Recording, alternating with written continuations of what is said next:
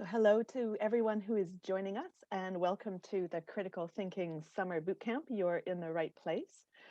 Before we begin, just take a moment to make sure the event is working properly on your computer or device, and we will be beginning just in a few minutes.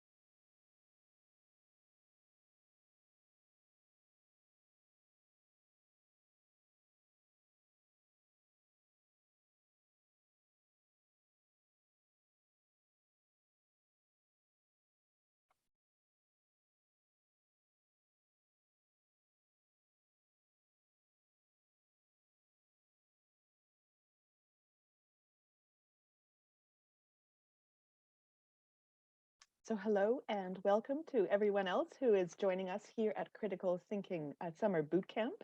We're about to begin just about another minute or two as we welcome other people into this event.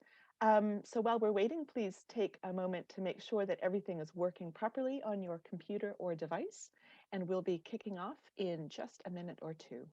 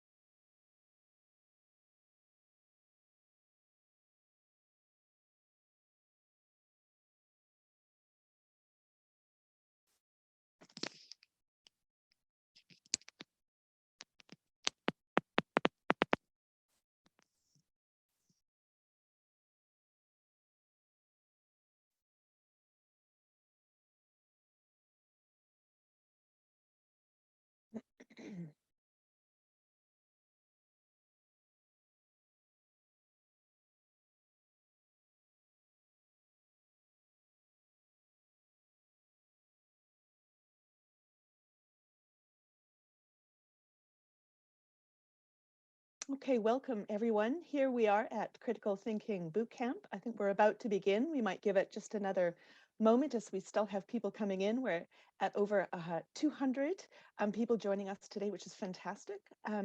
So as we begin, please everyone do take a moment to make sure that everything is working properly for you on your computer or device. And we will be beginning very shortly.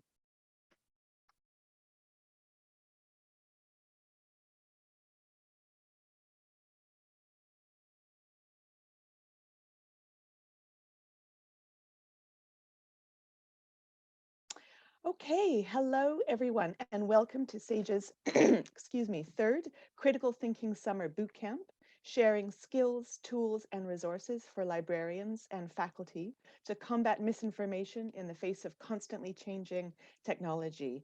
And we're here to get you geared up for the start of fall term, teaching and welcoming students back on campus. My name is Mila Steele, and I'm Director of Books Editorial, Research Methods and Social Sciences at Sage Publishing. We have a rich and full day filled with tips and resources from a wide range of expert speakers. So before we get started, just a bit of housekeeping.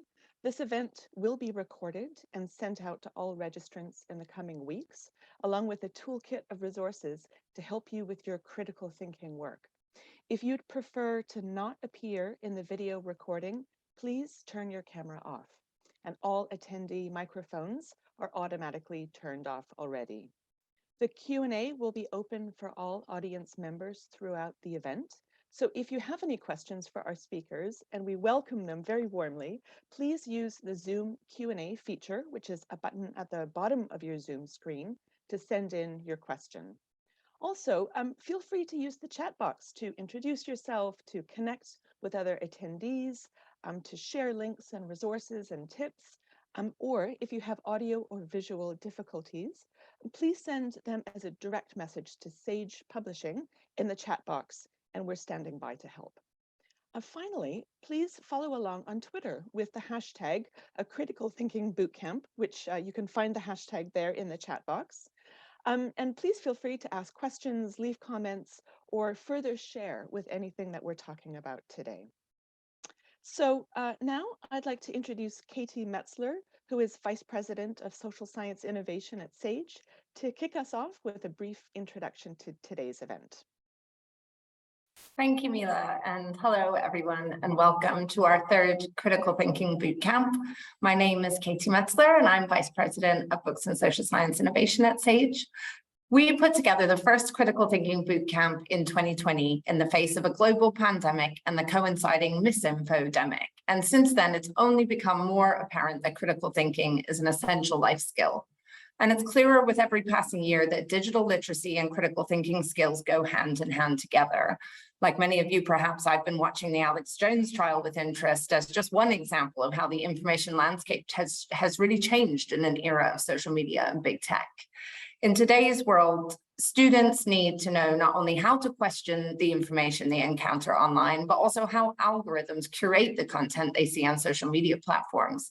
They need to understand that technology is not neutral and that the designers of the technologies they use have made decisions that maximize attention and serve advertisers, and how that's impacting what they learn and how they learn it. And that's the focus of our bootcamp today. So we're very proud to be able to put on events like this. You may not know this, but Sage is an independent company. In fact, our founder has passed her shares to an independent trust already to guarantee that Sage will remain that way. And this independence means that we're free to invest in creative resources and long-term partnerships that focus on our core values. Besides events like this, we publish an array of resources to help your students become critical thinkers: books, journals, videos, case studies, online courses, to enable those that are teaching and learning to develop critical thinking skills. And we're deeply invested in supporting students as they learn the skills needed not only to succeed in the classroom, but to be thoughtful citizens who can positively impact society. We believe that education lies at the heart of a healthy society, and with social and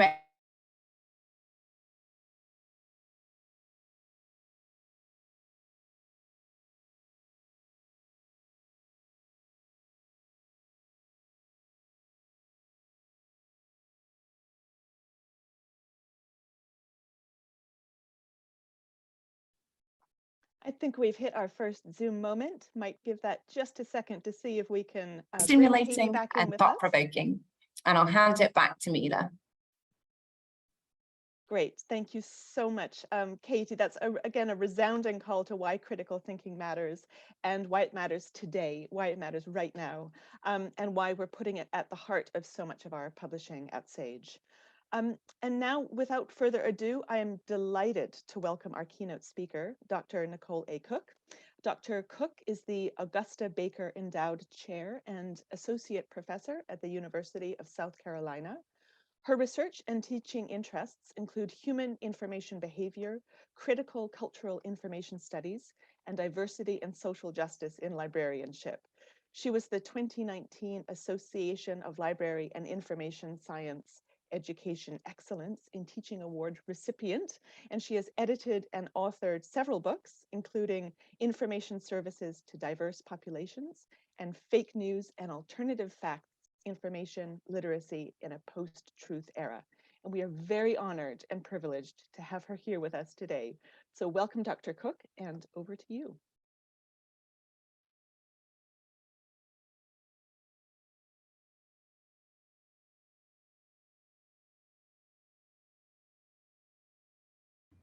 Sorry about that. So Mila, it just told me that my microphone was disabled when I shared. So maybe if Chris could run the backup slides and I'll just start talking.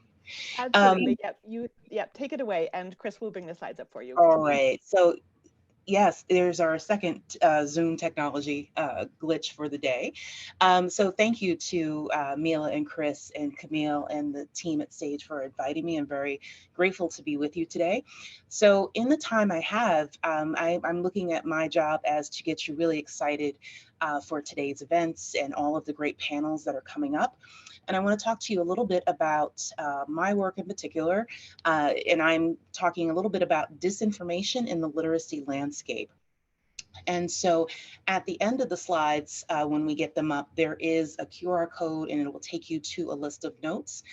So don't feel like you have to write down any definitions or things that I'm saying. It will all be available to you. Okay, great. So it looks like they're coming up. All right, so Chris, you can go right to the second slide. And just wanted to let you know that what I'm talking about today is coming directly from an article that I wrote in 2021 entitled Sweet Little Lies, and also from the book that Mila mentioned in the introduction, Fake News and Alternative Facts. Next slide, please.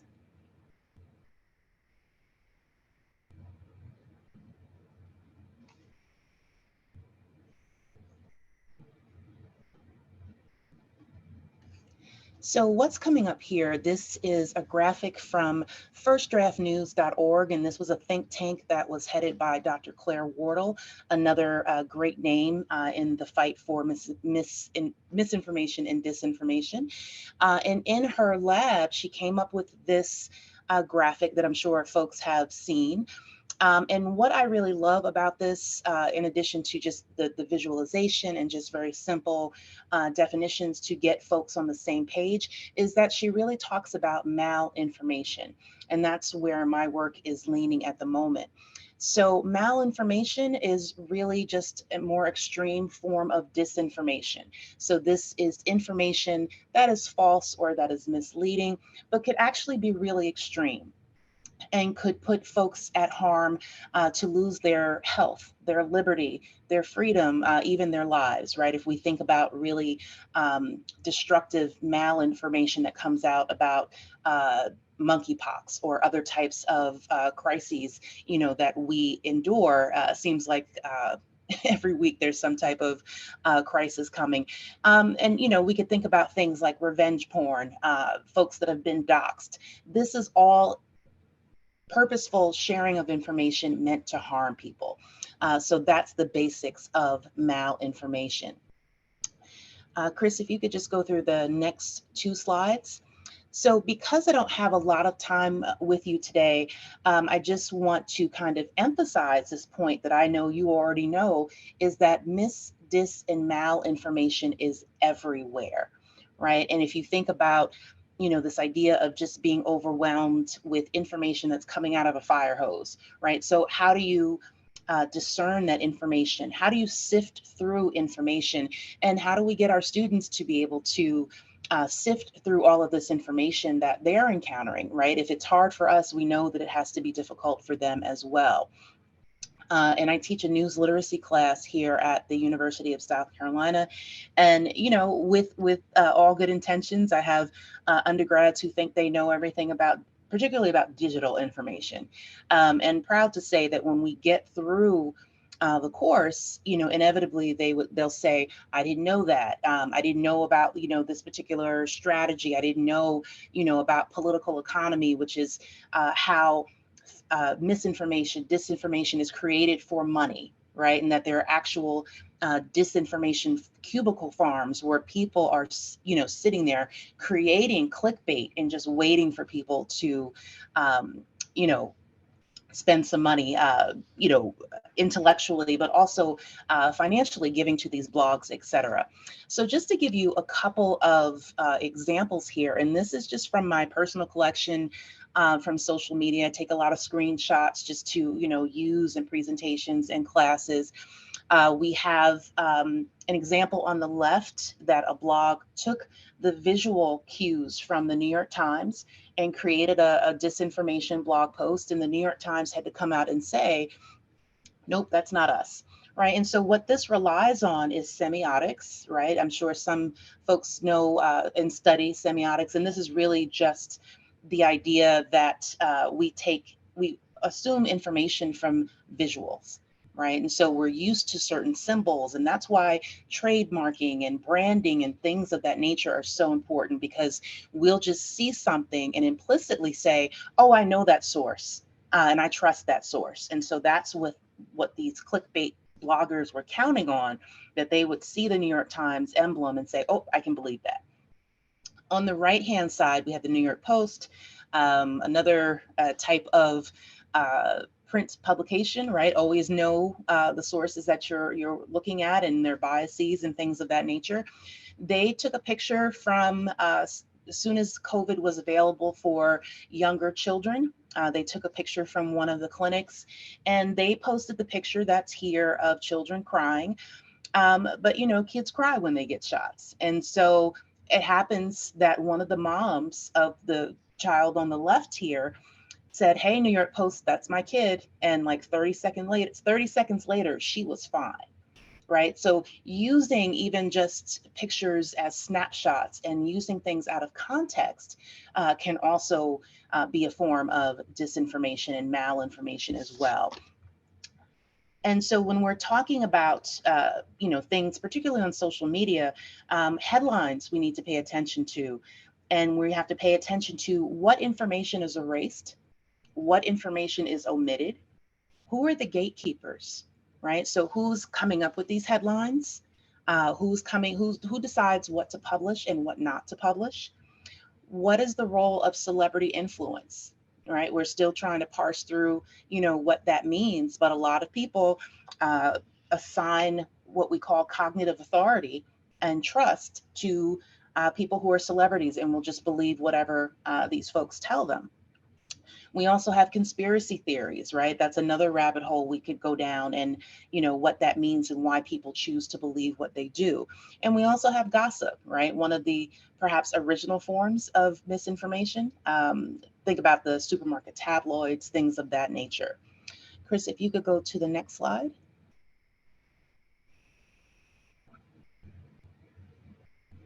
And the next slide. And so just one quick example of racialized misinformation, disinformation, and malinformation. And this is where my work is sitting at the moment.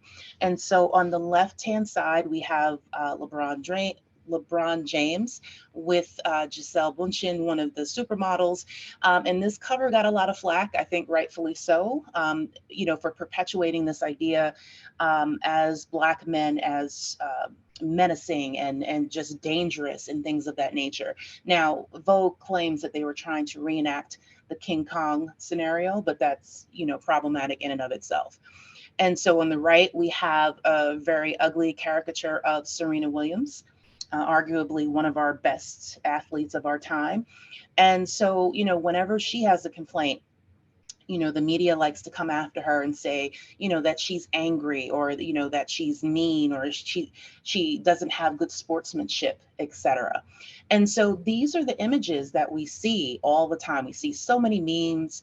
They're presented as jokes or, just social commentary, editorials, however people want to label them.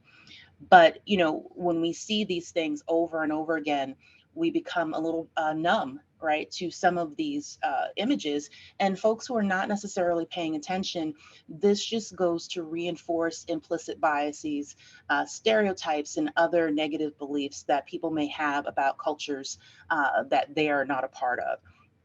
And when we see these images, they can increase this idea that people of color are fetishized for various reasons. It can promote xenophobia. It can promote transphobia. We have a lot of dog whistling when it comes to racism online, but I would also argue that we've probably gone past dog whistling. It's just, outright racism that we see.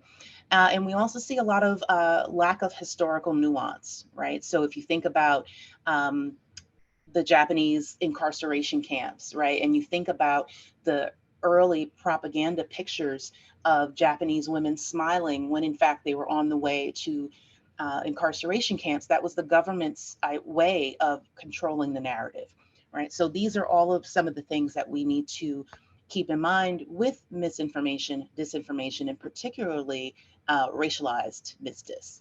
Next slide, please. All right, so this is just pointing out again the Claire Wardle image and thinking about racism as a form of perpetual malinformation. Next slide. All right, so this is all to point out what we already know, that essentially we are the fish and disinformation is the water that we swim in, right? So it becomes more and more difficult to push back against mis, dis, and mal just because we're so overwhelmed with it all the time. So next slide, please. All right, so next slide, we're going to talk a little bit about some of the terms from information behavior, and that is actually my academic training. In information behavior, I like to say, in a nutshell, is how people use, seek, and avoid information. And I think it is useful, even though I know people don't like theory, I think it's useful to have some of that foundation in that theory to really have a better understanding of everything that impacts how people interact with information. And so these are all the terms that I have on the notes that you'll get at the end. But it's a lot to think about, right? And then we get down to thinking about how individuals process and cope with information in very different ways, right? So when we're teaching and working with our students, not only is one class going to be different from another, not only are the undergrads going to be different from the grad students, the individual students may be different in how they interact with information. So how do we customize and how do we adjust to these different perspectives in how they assume and use information? And so what we're dealing with is what Dr. Anthony Fauci has referred to as the normalization of untruths. So that is certainly, what we're pushing back against at all times. Next slide, please.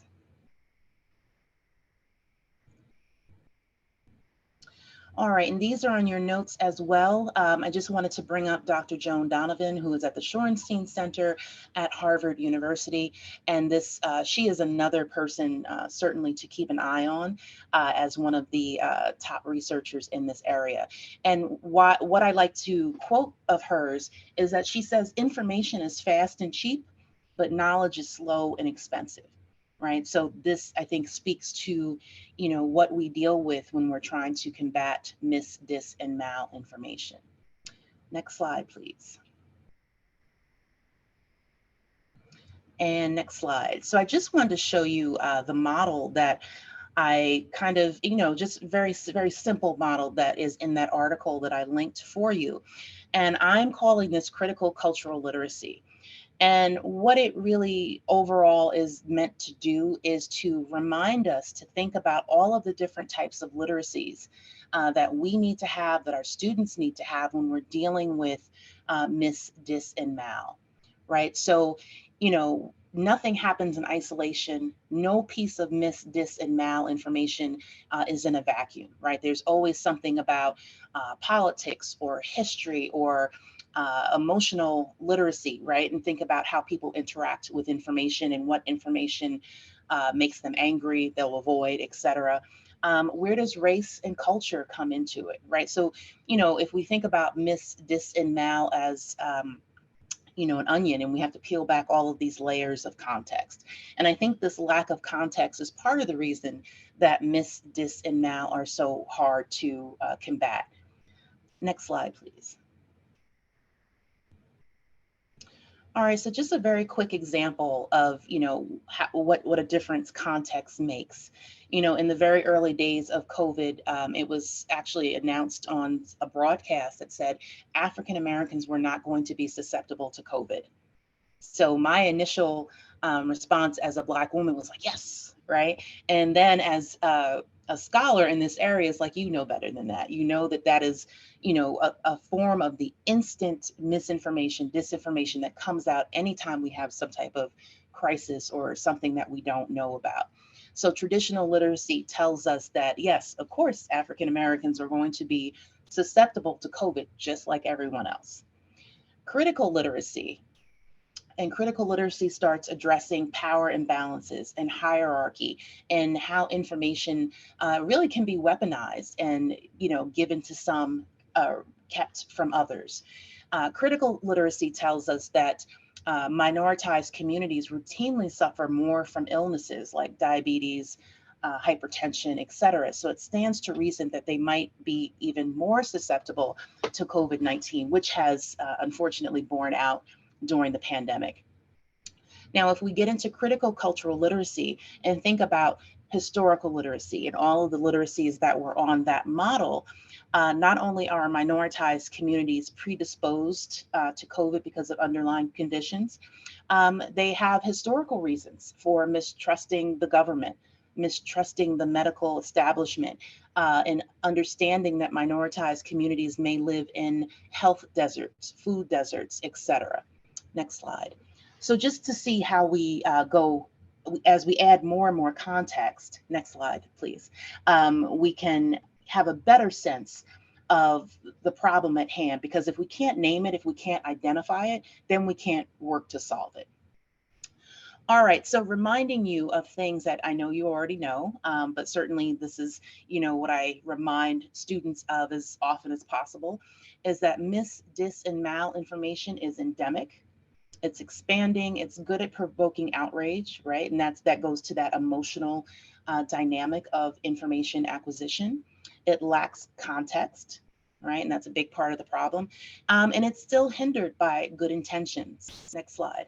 So we still have folks that share information with all of the good intentions, and they don't understand or realize that they're spreading false information. So we need to be advocates. And I am suggesting that even in addition to being an advocate, that we be incredibly proactive. And I mean proactive to the point of being pushy, right? So for those of us, and I used to be an instruction librarian. So instead of waiting for classes to come in and we do our instruction sessions, what can we do to be proactive about getting folks this information, right? Because we no longer have the luxury of just saying, oh, well, they'll figure it out, or, this little bit won't hurt them. And there's too much malinformation happening and we need to be more proactive. On this list, I will also point out that we need to be intellectually and culturally humble, right? We as professionals in particular, we know a lot of things, but we don't know everything, right? So we want to encourage our students to have this characteristic, and we want to do this as well, so we can continue to disrupt mis, dis, and mal.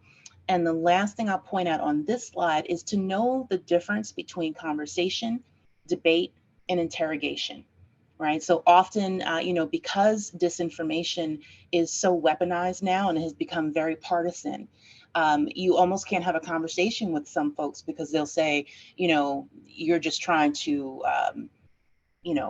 harm this person, or that's fake news, and it's hard to have a conversation. So we need to figure out how we're doing that with our different constituent groups. Next slide, please. All right, so just thinking again that as professionals that work with students in this domain, action, right? Again, we need to be proactive to the point of being pushy. Clarity, leaving our jargon behind, giving them real life relevant examples. We need to be flexible because everyone is not at the same level. Everyone doesn't have the same access to information that we may have. Active listening, right? And that goes to this idea of knowing how to have a conversation. And skill development, right? I know it's the, the quick retort on social media to tell someone to go Google it. But I know we all know better than to tell someone that just because of what's on Google and respective websites. Next slide, please. All right, so just another reminder to be proactive, be the protagonist and not the spectator, right? We can't be defensive when something we tried doesn't work. We just, reevaluate and start again. And we just have to be mindful of these, the bad actors that are producing this dis, and mal for money and nefarious reasons. Next slide. All right, so the takeaways, again, be the protagonist and not the spectator. Everything has context. Forgetting, ignoring this could actually perpetuate mis, dis, and malinformation. We need to actively disrupt the normalization of untruths. And don't shy away from partnerships or theory, right? We all need, we need all of the tools that we can get our hands on. And next slide. All right, so I'll end with another quote from Dr. Fauci. He says, it's our collective responsibility not to shrug our shoulders and sink to tacit acceptance of the normalization of untruths. Because if we do, lies become dominant and reality is distorted. And Chris, the last slide, please. So I know we don't have time for questions, but I'm going to be here all afternoon. Put them in the chat box or such, and I'll try to answer them. This is the QR code that will take you to all of the notes and the definitions. So I just want to thank Sage again. Grateful to be here and looking forward to the rest of the afternoon. Thank you. Wonderful. Thank you so much, Dr. Cooke, for that beautifully framed introduction to the day. You've laid out the building blocks for this event today, I think, absolutely perfectly, and given us a real insight into your teaching. And I know you said your goal was to get people excited for critical thinking and bringing that attitude and sort of call to action back to their students. And I think you've done that wonderfully, certainly given the evidence of how many people want to come and audit or take your course, which we saw come up in the chat within just the few minutes of your talk. So thank you so much for kicking us off so wonderfully. And we don't have time for questions, but Dr. Cooke has offered to answer them in the chat, and we'll also make sure to wrap up those answers and send them out as part of our toolkit as well. So next up, we're moving on to our first panel, which is the rise of AI, challenges and opportunities. And I'm very pleased to give a warm introduction to our next panel of speakers, who you can learn more about at our event page. So that link is going into the chat. So we're delighted to have Alexis Bonnell, the emerging technology evangelist for government and strategic business executive at Google, and Dr. Haggis-Burridge, Professor of Creative and Entertainment Games at Breda University of Applied Sciences, Sarah Morris, Head of Instruction and Engagement at the Emory University Libraries, and finally Dan Chibnall, who is STEM librarian at Drake University. This is an exceptional breadth of expertise from industry, academia, faculty, and two librarians we at Sage love working with. So again, please pose questions for our experts in the Zoom Q&A. So over to our panel.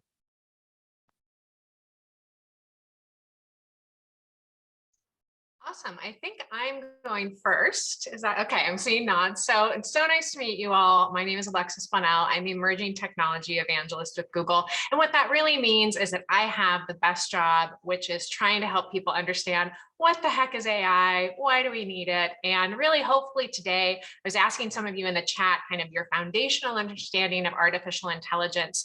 So my job in the panel is to give a little bit more of a light intro, and some of the other panelists are going to build on that with their specific examples. So I'm going to share my screen, see if I get this right. And Mila, can you confirm for me that you can see it okay? Yes, perfect. Perfect. Okay.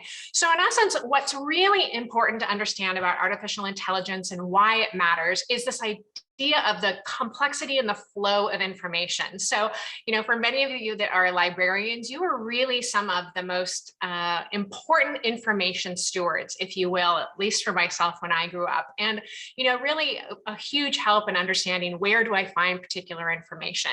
Obviously, the internet and technology has made that information more abundant, as we heard in the last session, sometimes more accurate, maybe sometimes not, but more abundant. And artificial intelligence plays a really critical role in helping us navigate that abundancy. So these are just a few facts. I will let you all process them, but they are pretty overwhelming. So for example, in the last 2 years alone, over 90% of data in the world was generated. And taking us back just to 2011, Americans took in 5 times more information every day than they did in 1986. And you can only imagine what that is now. You can look at some of these things, but it really helps us recognize that we are in a different era of information, and that information is really critical for us to be applying to make the best decisions and to do the best we can, both individually, in our communities, societally, et cetera. But there's a lot of information out there. So why that matters is because really, for those of you who don't know what Moore's law is, it's the idea that compute and the ability for technology to process will kind of grow exponentially. We're already starting to see maybe, some elements on that. But I think what's really important is this idea of how we process information as people. And really the idea that attention is really our most critical asset. So if you think about that huge mass of information and the fact that most of us as humans can process about 120 bits per second. And, for those of you who don't know exactly what that means kind of one person like I am right now talking to you is 60 bits on average. So if your significant other or dog or something else started, that's where you see, attention span wane. And what's really important is for us to think about artificial intelligence in the way that we can supplement our information flow or kind of super process that information. And it's not the right solution for everything we do, but it really can help us process more information faster and protect that attention and direct it to the right places. So what is artificial intelligence and what is machine learning? And you'll see in essence that artificial intelligence is really about the idea of being able to apply information flow via technology to be able to do things like interpret information, perceive, recognize, in some cases, decision make, and translation. And machine learning is kind of a subset within AI, and it really means getting a computer to do something without necessarily being programmed with rules. And I'll give you a really critical example. How many of you have gotten spam before? Probably most of us, right? And if you think about it though, we actually get less spam now. And part of why we do that is because we switched from what we would call rules-based review of spam to artificial intelligence and machine learning. And what I mean by that is rules-based would mean that it would say something like, if an email came from someone who claimed to be a Nigerian prince, it is most likely spam, right? But if you think about how creative these types of things are, it would be very hard to keep up with every different type of misinformation, disinformation sometimes. And so being able to apply context and say, if something is like this, then that's really where you're starting to leverage machine learning. And one of the things that's really important is that we leverage machine learning and AI all around us right now. So if, for example, you get a fraud alert on your bank and a text message that says, did you make this charge? Or when you think about things like weather forecasts, curbside pickup, all of those elements use machine learning and AI to an extent. And in fact, what's really important is to recognize, that had COVID happened even 3 years before it did, the technology, the compute, and the artificial intelligence that led us to be able to process things like the drugs, vaccination deployment, sentiment around vaccination, and other things wouldn't actually have even been possible. So it's pretty exciting to understand just how critical this does play a role. So if we think about what are kind of the 4 general areas that people use machine learning or artificial intelligence for, it's things like classification. So you see in that photo, you know, it's able to say, okay, this looks like a gas station, maybe it's a grocery store, it's a restaurant. What you're seeing there is the idea of confidence. How confident is a machine based on what it sees in the picture? The second is prediction, and I'll give you a couple examples of that. Generation, and then understanding. So for example, if you use Siri or many other programs to say, where is the closest Chinese food? You would be able to see that through understanding. Now, what's really critical, what I'm excited about, a lot of the other panelists are going to talk about in more depth, is this idea of AI intentionality, right? So if you think about it, some elements of AI, for example, detecting rust on a ship maybe, have a very low impact to human fairness. And so those might be things where less intentionality, less review, less constant monitoring is needed. And then on the right, when you talk about things like benefits, resources, and questions of fairness or appropriateness come in, that's really where we have to be very thoughtful about whether AI or machine learning is the right tool. And in the middle, you'll see what we call human in the loop. And human in the loop is really that question of where in a process, especially as it gets more to our fairness issue, would we want to be able to have a human being engaged and really looking at something before a decision is made? And here are just a few of the areas where AI or machine learning is being used now. So in the aerial inspections, what's really cool is there is a drone that can in essence see if a screw on a windmill is 1/2 turn to 1/3, I'm sorry, 3/4 turns loose, right? So that level of specificity, we're seeing a lot in healthcare imaging, diagnostics, et cetera, but there's just a whole world all around us where this is already in play. Also, if you happen to use photo apps, you might see that your photo app, for example, can look at a picture of your dog and understand and file it in your pet category or, you know, other things. That's another element of classification. And then finally, I'll end with this example. This is prediction. So when you get into the idea of what type of emergency might happen or what area, you know, do I live in that might be prone to something? In this case, this is a flood forecasting initiative where you can take the huge amount of weather data and information and overlay it with local topography, historical information on flooding, and actually create a flood prediction app. And you've probably seen these similarly around things like wildfire, et cetera. So it's such a huge topic. It's very deep. I hope that was a great little test or taste test for you getting into the subject. And I know we'll talk about it more. Thanks so much. Okie dokie. Thank you for that, Alexis. I believe that I am up next, and that's a brilliant introduction. Also, thank you, Dr. Cooke, for that fantastic keynote before that. I will be sharing my slides just now. Here we go. Good. Hi, everybody. I'm going to be talking a little bit about what I do, who I am, and hopefully, I mean, there were so many things that have been triggered to talk about already from Dr. Cooke and Alexis's speech. We could go on about this for hours, but let's try and stick to our slides so we can get some questions and those kind of things. So first of all, thank you very much to the SAGE organisers for inviting me to speak here today. It's a great honour. It's lovely people on the panel. Very nice to be with you folks. I am Professor Matt Haggis-Burridge. If you are a Twitter person, I'm @MattHaggis, and easy to find over there.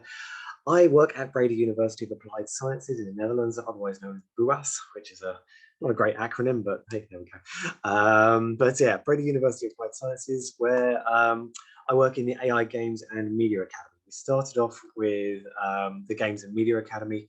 AI has come into this a couple of years ago. I'll be talking to you a little bit about what we do over there as we go through this. I am the Professor of Creative Entertainment Video Games, so I'm a video game person as background here. And I've worked on projects for Gaming Horizons, which is part of the Horizon 2020 project. Some ULTR ones, which is a educational game for early education children. I've been working for a big like Epic on a face scanning pipeline where you can sit in a booth and have photos taken of you from all kinds of things, and then they're combined into a 3D model that we can animate in computers. So all kinds of different fun things that we can do with these kind of technologies. By trade, I'm a game and narrative designer, and I'm best known for writing for video games, but I also give lots of talks about diversity and inclusion, intersectional feminism, just trying to make sure that alongside telling great stories, making great games, we're actually trying to make the world a bit nicer and people a bit more inclusive in their thinking if they're not already there.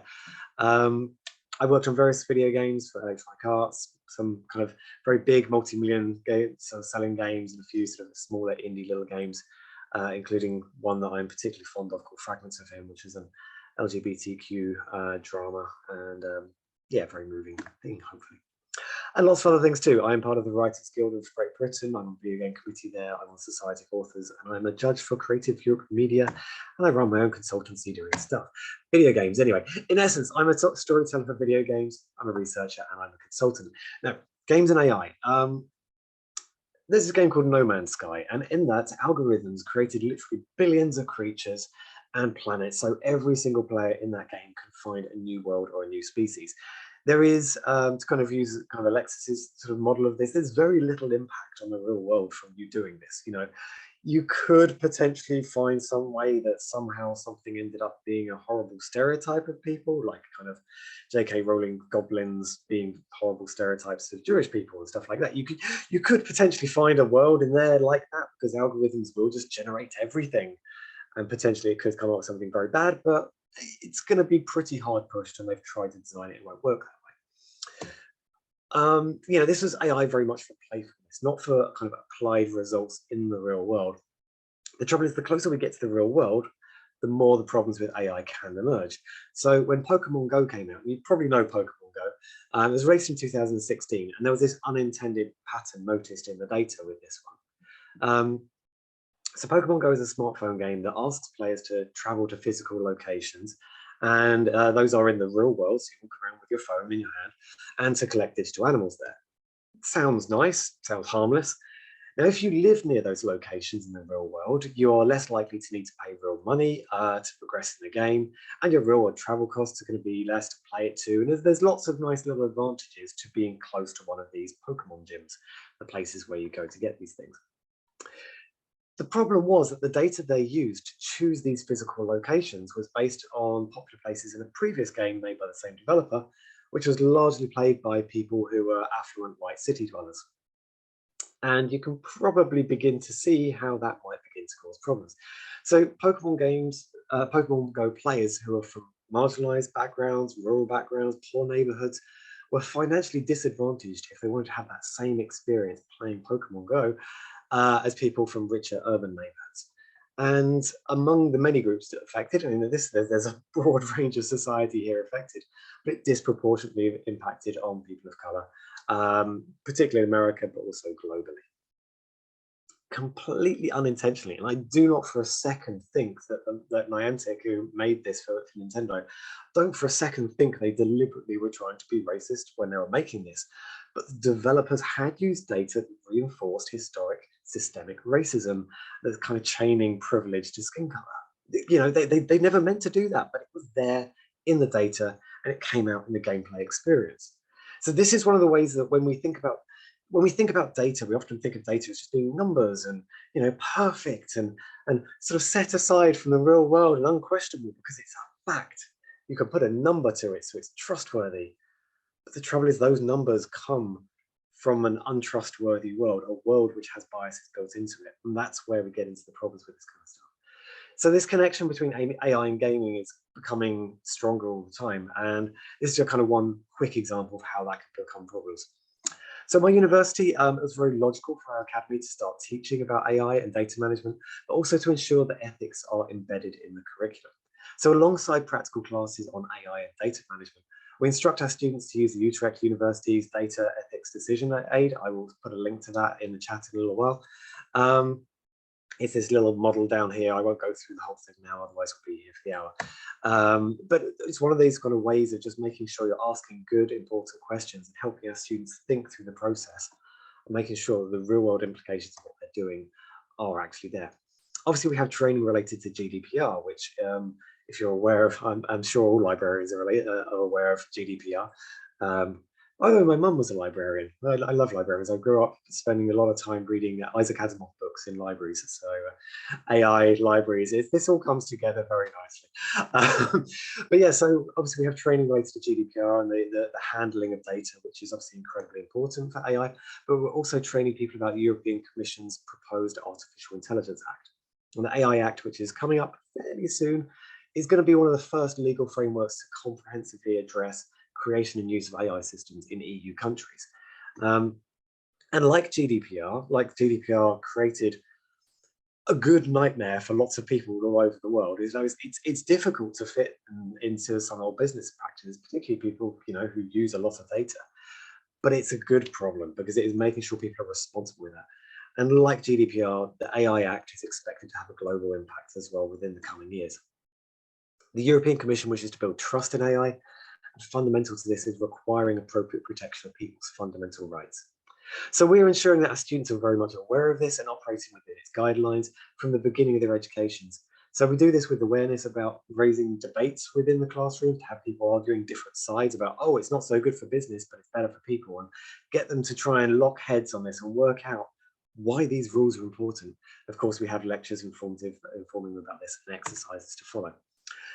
I could talk all day, but I think it's important to get to the other people. So thank you very much for listening to me. Who was up next? Was it Dan coming next? Or was it Sarah? Sarah, are you up next? It's me next. Okie Yes. dokie. I will try stopping sharing. There we go. Stop. Oh, it's like, as soon as I flick off it, there we go. Stop sharing. There we are. Perfect. That's a nice picture to leave it on. You could Awesome.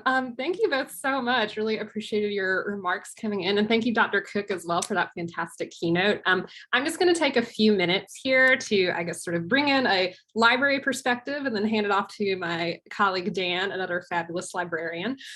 So I'm going to kind of start kind of broad and sort of narrow into my own institution. But one thing I'm sure a lot of you are seeing at your institutions as well, if you're in higher education, is initiatives and focus on AI becoming increasingly common in degree programs, centers and institutes, areas of study. New faculty hires are happening. My institution is no exception to this. I work at Emory University.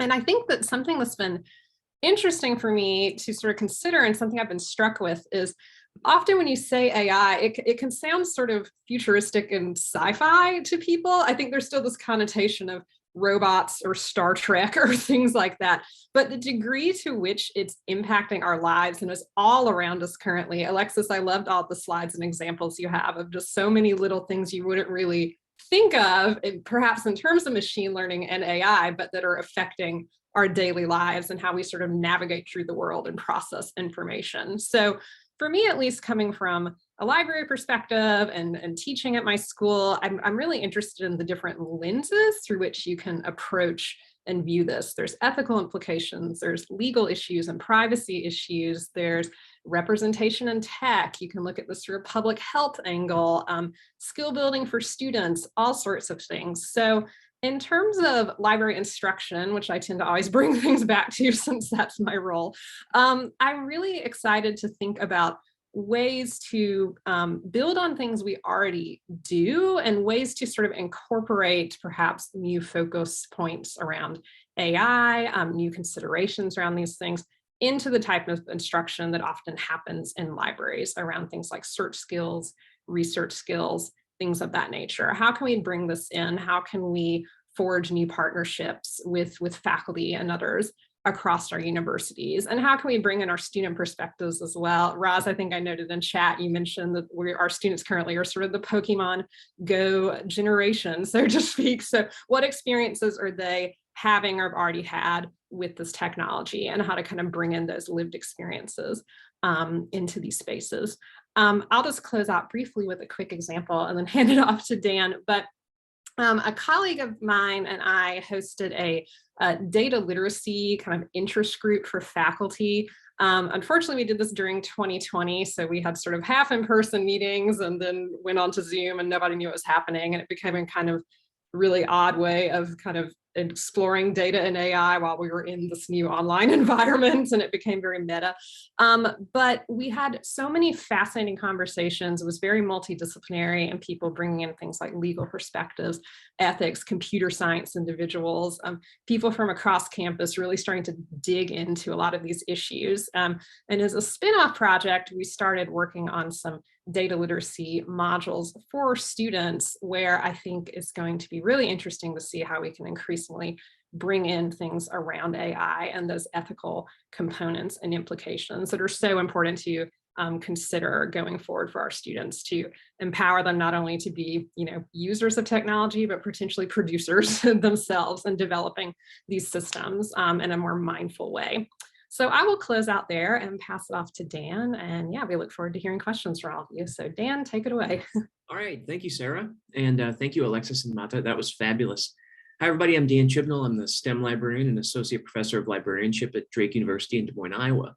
I work closely with STEM faculty and students in the classroom, and I also teach standalone courses called Science Fiction, Science Fact, Fake News, Filters and Falsehoods, Communicating Science, and Science and Democracy. I'm going to talk just a little bit real quick about the AI program here at Drake University and sort of my role in it as well. So it's a program that's designed to kind of stay on top of the ever-changing landscape of artificial intelligence. And it's designed that way so students can really sort of hit the ground running as soon as they graduate whatever program they might be going into after that, be it a company or grad school or anything like that. So because AI and automation are kind of changing industries so much, the program at Drake tries to focus not just on like coding skills, but also on a much wider interdisciplinary perspective. So this is similar to what Sarah was just talking about. The program has faculty from computer science, mathematics, business, law, as well as the arts and humanities. The interdisciplinary approach really helps the students to see the impact and implications of AI through a lot of those lenses that Sarah was talking about. It also provides them with a lot more tools than if they just did this through, say, like a computer science program. The program looks at a lot of different issues. And so it's focusing on computer science, statistics, philosophy, psychology, linguistics, design, business, and law. And each of these different approaches really helps the students to think critically about the basic tenets and assumptions related to AI. As well as sort of the ethics and laws and social implications surrounding it. So they are developing skills in mathematics and computer science and linguistics and logic, but it's trying to appeal to students who are interested not just in STEM, but also the humanities or business. So that really extremely interdisciplinary approach is great for them, but it also helps me to fit into the overall program, which I'll talk about in just a moment. So because students are coming from so many different types of academic backgrounds and interests, they're not all just coming from, say, math or computer science, they need help navigating the literature and information ecosystems related to these various interdisciplinary issues. And research into AI-related issues really requires students to know about far more online resources than what they're normally used to. And that's where I really like to help them out. So one of the biggest things I stress with the students when I'm working with them is to be diligent about asking questions related to sort of the origins and sources of the information they use in their learning and their research. Because AI is often written about in very overarching and general sweeping terms in popular writing, you might see like a clickbait headline about like, this thing is sentient, and then people start making allusions to science fiction machines and stuff. It can go off the rails pretty quick. Or they'll just read a very brief piece in the NYT or Washington Post, and it just kind of covers surface material. So these types of popular examples are perfect for helping students learn how to trace information back to sources and find literature on the issues involved. So I help them to understand what types of questions to focus on and which scholars and experts are sort of approaching those problems. One technique I like to use a lot in both my courses and when I'm working with these students is to basically do that tracing back to find out where the information comes from. So we'll look at, say, like a social media post or a TikTok, or just something that's like gone viral or people are talking about, but there's sort of a lot of like jet skiing at the surface and not a lot of scuba diving. So then I'll basically work with them to build a map of, okay, where did this come from, right? What parts of this are true and which parts of this are basically just overinflated or they're using terminology wrong, right?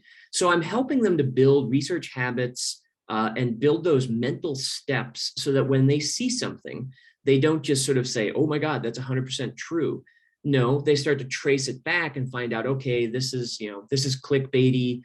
This part is true. This is based on research. And also because I teach a course on science communication, I also help the students a lot with talking about this in sort of what I call out-group language.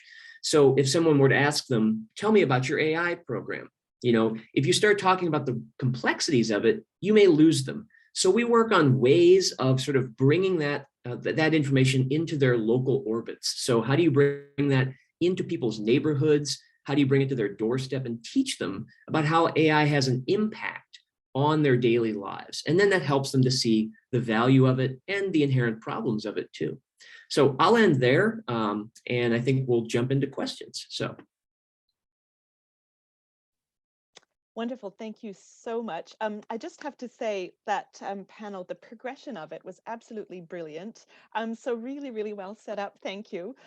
Really starting with understanding of tech and why that's important, and moving into how we question data and really interrogate issues of bias within data, and then swiftly on into how to apply that into teaching and librarians, and sort of really bring that sort of in front of students. And I hope that inspires some questions. So please do fire questions into the Q&A, and I'll pick those up for our panelists. I've just seen one come up in the chat that I think is a really good one to put to the four of you.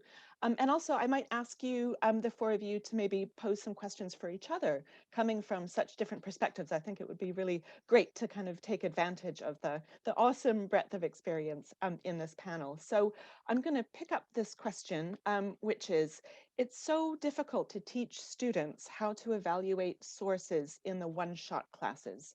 And do you have any suggestions? So one of the tools that I would suggest that's out there right now, it's publicly available. And the great thing is curiosity and learning and keeping up with emerging technology is a lot about play, right? It's a lot about bringing confidence, making things easy to associate with. So there's a publicly available site, if you haven't seen it, called Teachable Machine. And it is something where you can go right now. It's Teachable Machine. It's one of the tools that we use to help people play and understand what AI is, as an example. But there you can literally take photos, kind of load data, and it actually will write and do the AI program for you. And why that's important is because it takes the student through an understanding of what the machine is using to make its determination, right? Because the student is actually loading, whether those are pictures or audio images, et cetera. And so they are actually creating the data structure. And then you'll see, in essence, the AI kind of start to pick up on that. And so it's a great tool to be able to pressure test, are people putting in biased data and therefore getting biased results or other things. There's a lot of other ones out there, but I use it in my AI 101 class. And it's just super fun. And it's a great way to walk someone through that. I'll put it in the chat. Something that sorry, Sarah, do you want to pop in? No, go ahead. Go ahead. Okay. Yeah, I mean, so something just for general sources rather than specifically for AI things. But one of the things I tend to say to students is, if you find a source which is particularly on social media, uniquely agreeing with something that you think would be hilarious if it was right, check it.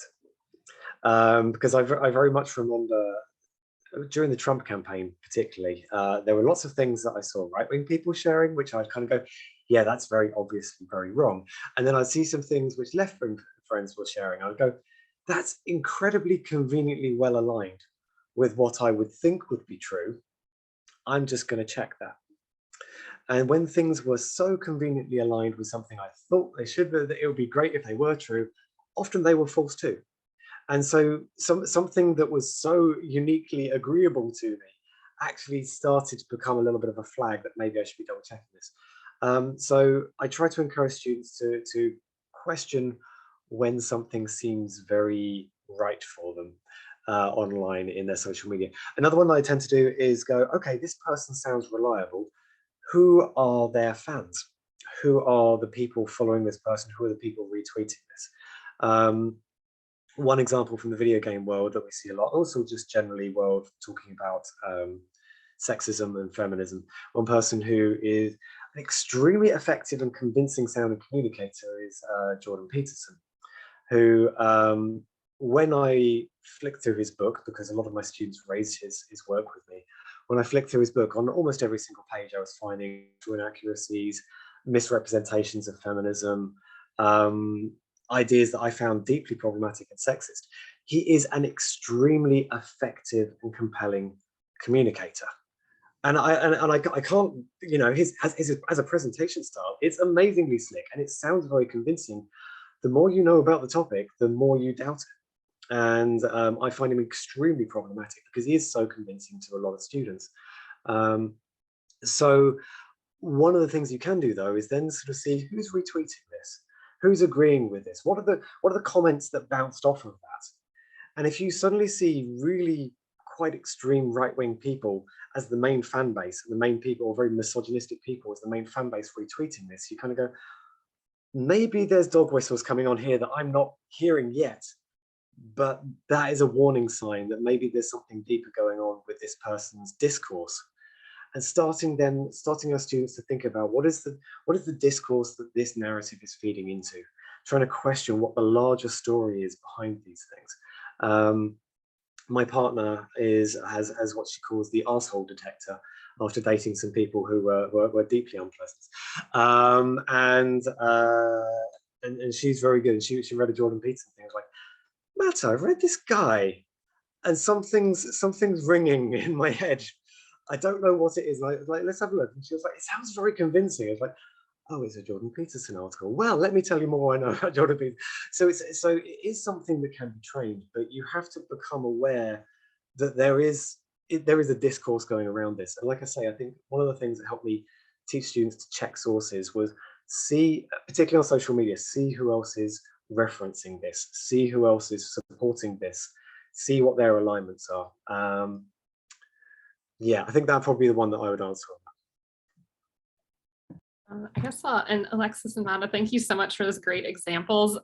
I really appreciate this question because I teach a lot of classes sort of about misinformation for librarians. I'm at Library Juice Academy and ACRL, and that's pretty much the #1 question we get is how on earth do you do this in a one-shot instruction session, which is sort of the bane of librarians' existence half the time. It's even hard. I taught a semester course last semester, just hard to do in a full semester. I felt like I needed an entire year with students sometimes to really delve into this. But I guess I kind of have a two-part answer for this. I mean, one is just within that framework, if that's what you have, I certainly, for me at least, try to pull in other kinds of examples that might resonate with students. So I know a lot of times librarians are asked to maybe help students prepare for a research paper assignment, which is fantastic, and learning to use databases is incredibly important, but to also help them realize that something like evaluation skills is a real life skill. It's not just something you do to pass this assignment and get an A on the paper and kind of move on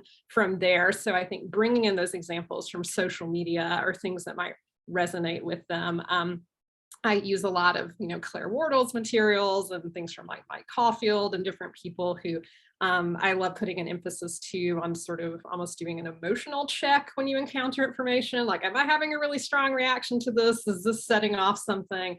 Misinformation can often be very emotionally manipulative. So kind of delving into maybe some things that might not show up in a traditional kind of CRAP test, quote unquote, checklist for evaluating sources. So there's great materials out there. I can put some links in the chat, but that's one within kind of that,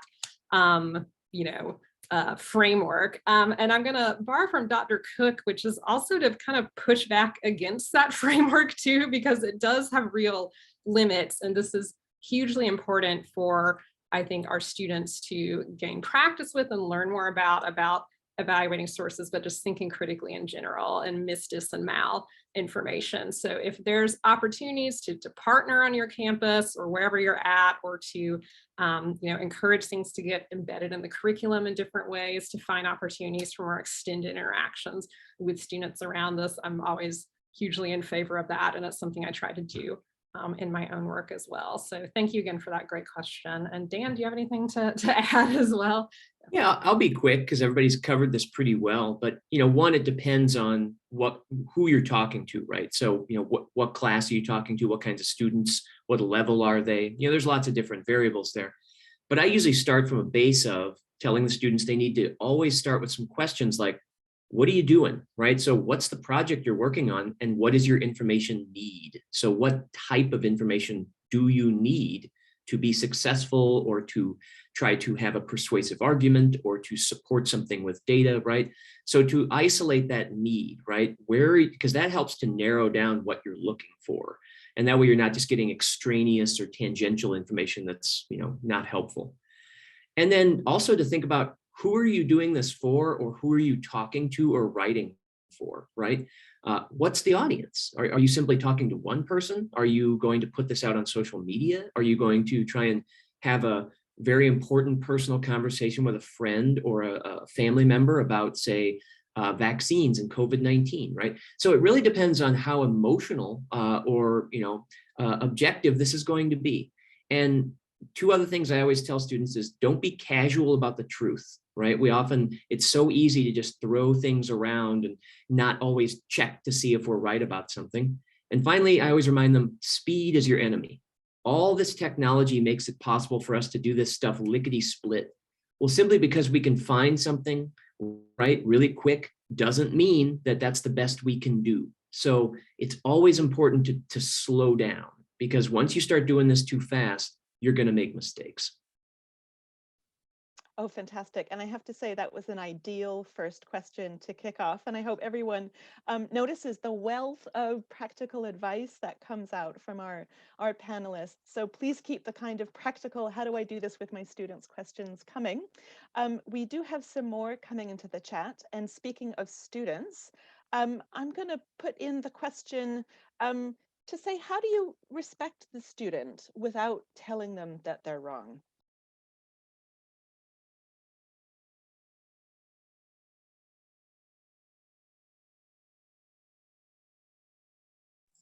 Okay, everybody else is just smiling and going, yeah, it's a tricky one. So for me, I had a really interesting one, which I give this kind of somewhere between 2 and 3 hour talk about diversity. We talk about privilege, microaggressions, and various other kind of very fundamental things to understanding, where we come from when we're trying to be inclusive and understand why our idea of what is normal is not the same as everybody else's idea of what is normal, and seeing there's various versions of normal out there and thinking about who we are in relation to understanding that other people may be different. And one of the things I kind of emphasize in this is that I'm giving you information based on data that I have researched and I trust and have been accumulated by trustworthy sources. I'm also giving you information based on my personal life experience. I'm going to share stories with things that I've encountered in my life that have brought home to me, for example, biphobia and kind of the experiences of queer communities. But this is still my perspective. Your perspective will be different. You don't have to agree with me. And if I look back on what I'm telling you now in 15 years' time, I think I'll agree with a lot of it. But I'm sure there'll be something that I'll go, probably could have said that better. And I emphasize to students that you yourselves have to judge the validity of what I'm saying.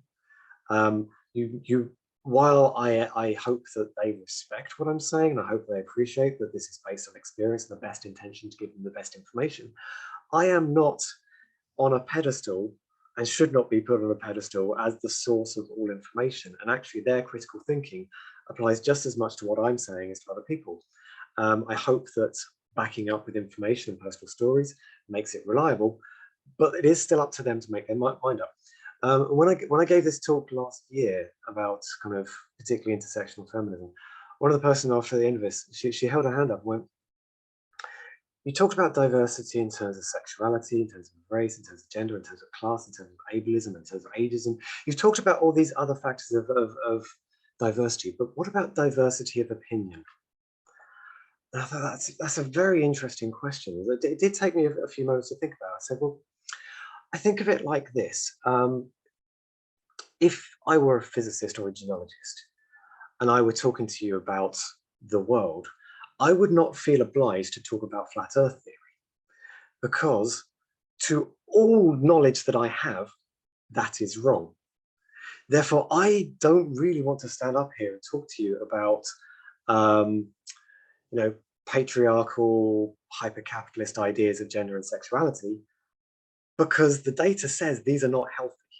I don't want to talk about why these could be valid from a very hyper-conservative perspective, because I think that hyper-conservative perspective is deeply flawed. I'm not saying that all conservatives are bad and all liberals are good.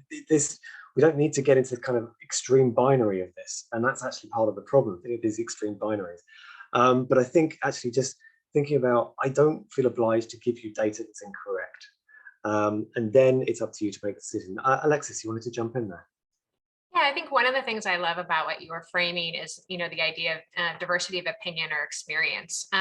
Prior to my current gig, when I was the Chief Innovation Officer at the U.S. Agency for International Development, one of the tools we use to find new ideas to solve things like hunger issues around the world, education challenges, et cetera, were grand challenges where we would invite really people from all over the world to submit ideas, to solve critical issues. And, Mato, one of the things that you said just was my biggest lesson learned. And that was in very, very rare cases was the new innovative and really oftentimes game-changing approach coming from an expert or someone who'd been in the category for 30 years. In fact, my favorite example was a gentleman who, in essence, created the newest, most advanced breech birth device, to reposition a baby in a pregnancy that was facing breech birth. And, he was an Argentinian car mechanic, right? People would normally not invite him to the conversation.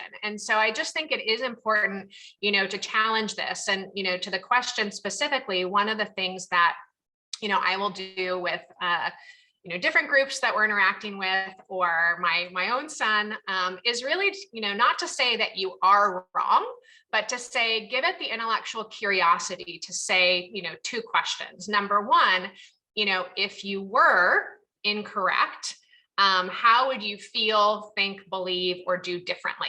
And the second is recognizing the relationship with my own sense of identity, to the issue, right? And being able to say, why is it that I'm having this reaction? And I think once, I tell my son, once you've gone through that process, then, you've really given it maybe that slow food moment, and you've chewed on it, and maybe you can come up with a little bit more confidence in where you end up after that, for what it's worth. Oh, amazing. Thank you, both of you. Thank you, Dr. Haggis-Burridge, for diving in there. I think you've kicked off some really rich responses, and ask a good question and you get a lot of feedback. So keep them coming. I think we're going to wrap up that panel. So let me just say a huge thank you to all of you, Alexis, Dr. Haggis-Burridge, Sarah, and Dan. That was really fantastic. And a reminder to everyone who has posed questions that we weren't able to answer within the time. You will be getting answers to all of the questions that you have pitched in from our panelists and from Dr. Cooke in the toolkit that will be circulating. So do keep the questions coming. And we'll now take a 5-minute break, and I really encourage everyone to get up and have a stretch. So on this screen, you'll notice some networking questions just there to help you meet and connect with colleagues and other people. So for a bit of fun and to check in and hear about other experiences, teaching and otherwise, I encourage you to use the chat box to share answers and hear from others who are in our virtual room today. So we will be beginning our next session in 5 minutes. So if you can be back here at 21 past your hour, we will kick off with our second panel.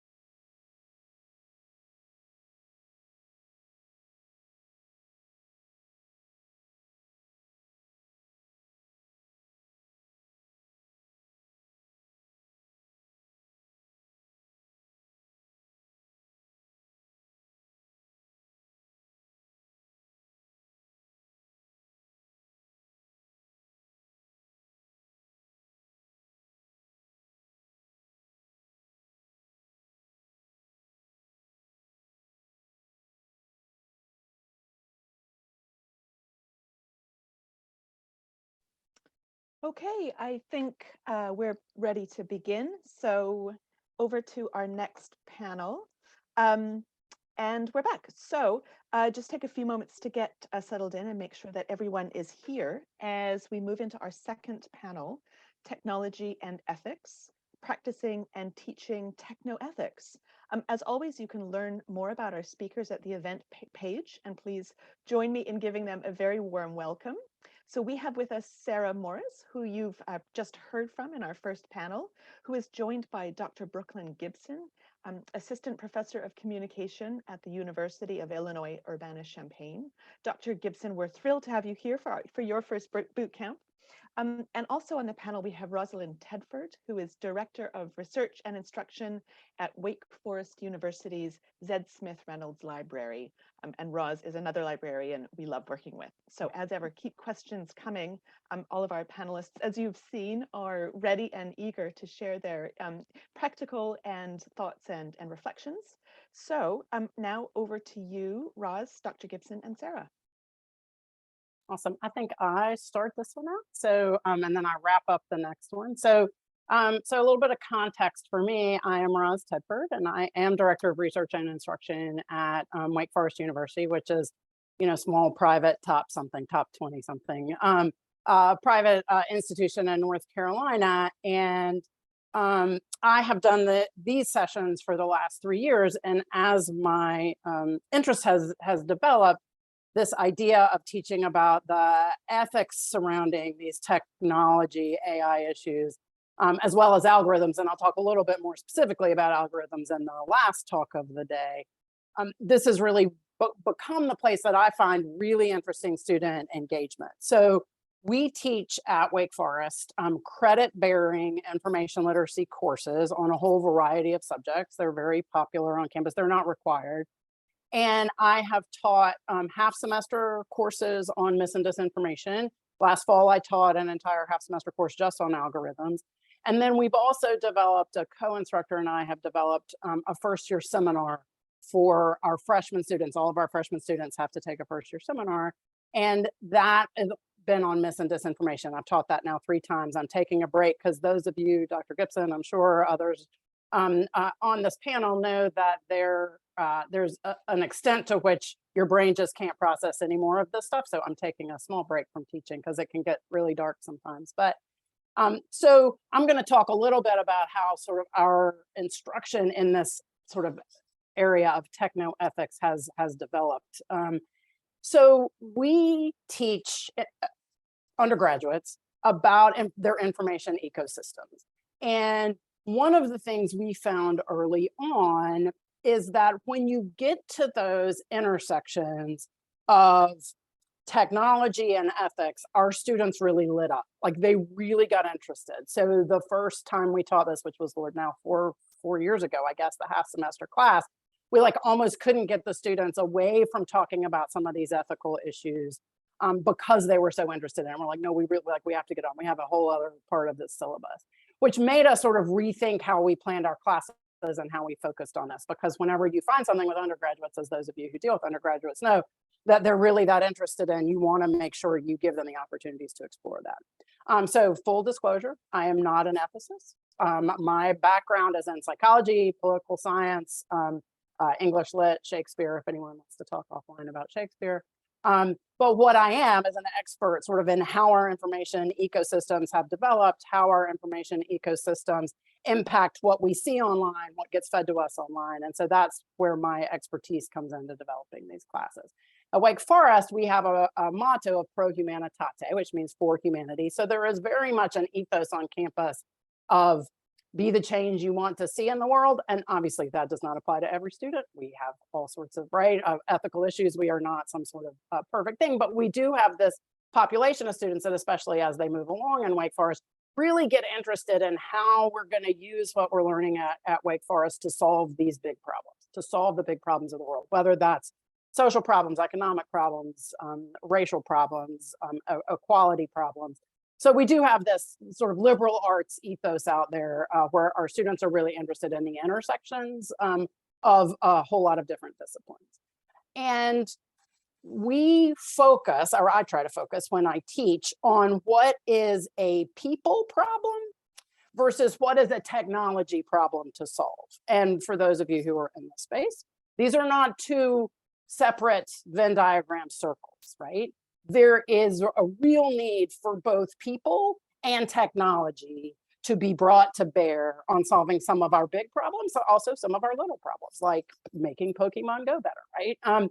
So we very much focus our courses and our sort of discussions with students on where do those two things intersect. But we always start with the people side of things, because it's too easy to go in and start railing on, no offense to those people here that work for Google, but on the YouTubes and on the Metas and on the Twitters and on the TikToks, right? It's easy to make sort of tech companies a scapegoat, but people have to also understand how the human brain is wired. We talk a lot about cognitive biases. We talk a lot about stereotypes. We talk a lot about how brains have developed, right, to be more prone to believe people who are competent, for example, as we were talking about in the last session. There can be really incredibly convincing people who are convincing you of untruths, right? And the way they present that information, there's a reason that human brains believe that information. So we try very consciously to not paint all AI or all tech as bad or good, but look at that intersection of where our human brains are prone to make these, right, have these biases, make these mistakes, how our societies have certain biases sort of baked into them already, and then how technology can exacerbate those. And that's, I have found, others may have found other, other things, but I have found that that is a really, really winning strategy for starting off conversations. Let's start with us. Let's start with why we're prone to this. There's evolutionary reasons, right? That we are this way, and we are all this way. And I am not better than my students. I continue to learn. I am super transparent about where I'll come in one day. I'll be like, y'all, I just got into a Twitter fight with someone that I don't know, and that is something that that I tell y'all you should not do. And right, so I'm very transparent about the errors I make. One other thing that those of you who work with undergraduates know is that they have very black-white, especially freshmen, which I teach a lot, views of the world. That is a developmentally appropriate perspective. They are very much all good, all bad. I love TikTok, so therefore there could be nothing wrong with TikTok, right? I hate whatever it is they hate, Meta, because my parents are on Meta. Like whatever those are, they're very black and white. And one of our goals, and one of the goals I think of higher education, is to get them into the gray, right? To get them into that gray area where there isn't a perfect solution. There isn't a perfect answer. You have to make judgments for yourself on your own behavior online, but also make judgments about where you're going to spend your energy online, who you're going to give your attention to, what content out there is good or bad. So that's sort of the framework of these classes that I teach and the work that I do. I get students to really delve into where they're spending time online. And I'll talk a little bit more about that in the algorithms thing. But when you get them to start to list their time, look on their phones, see how many hours in a week they've been spending on these things, then you can really sort of interrogate the experiences they're having and whether that time they're spending is actually improving their quality of life, improving the quality of life for others in the world. Often they tell me it makes them stressed, it makes them angry, it makes them feel bad about themselves, it makes them unhappy. And I always throw it back and say, if a friend came to you and said, I'm dating this person and this person makes me angry and feel bad about myself, right? Like, what would you tell them? And they're almost like, we tell them to, dump the person. And yet we are using these technologies that sometimes have that impact on us. So, So I work to try and get them into the gray and to sit with the things that there is, right? There is really great AI out there, right? Google is doing some amazing things. Meta is doing, like, there's great technology out there. Technology has helped to solve an enormous number of problems, but it also can perpetuate issues. So one of the things I do in terms of technology and ethics in particular, and then I'll pass it on to Dr. Gipson, is that I expose them to the people out there who are digging into this intersection of technology and ethics. So I have them watch Tristan Harris TED Talks, look at the Center for Humane Technology, all sorts of algorithmic bias readings, and I'll talk a little bit more about that. I point them to Dr. Haggis-Burridge's TED Talk. Eli Pariser has a couple of really good TED Talks. So I try and get them to hear those people out there that are in that intersection of technology and ethics. And I have a Zotero library that is infinite. And so if anyone wants that information, I can send a numerous number of links to those things that really get students to talk about it. And then last, I try and emphasize that looking at these sort of ethical dilemmas with technology is not important just for their own, do I use TikTok or don't use TikTok, right? Do I get my news from reliable sources or unreliable sources? But we are graduating students who are going to go and work for the Googles and the Metas of the world, who are going to work for computer gaming companies, who are going to be working for senators, passing regulations on technology companies. And it's critical that they understand the ethical issues that these programs can perpetuate, create, help, improve, solve, all of those things. They are going to have this life after learning about it academically. They are going to be deciding whether they're going to spend capital investment in a company that's using algorithms. So I want them to understand those ethical issues before they go out into the world and are participants, in a whole variety of ways, not just personally, but professionally, in these information ecosystems. And so I'll stop there and I'll pass it on to Dr. Gipson. I'm happy to answer questions or send links once I'm done.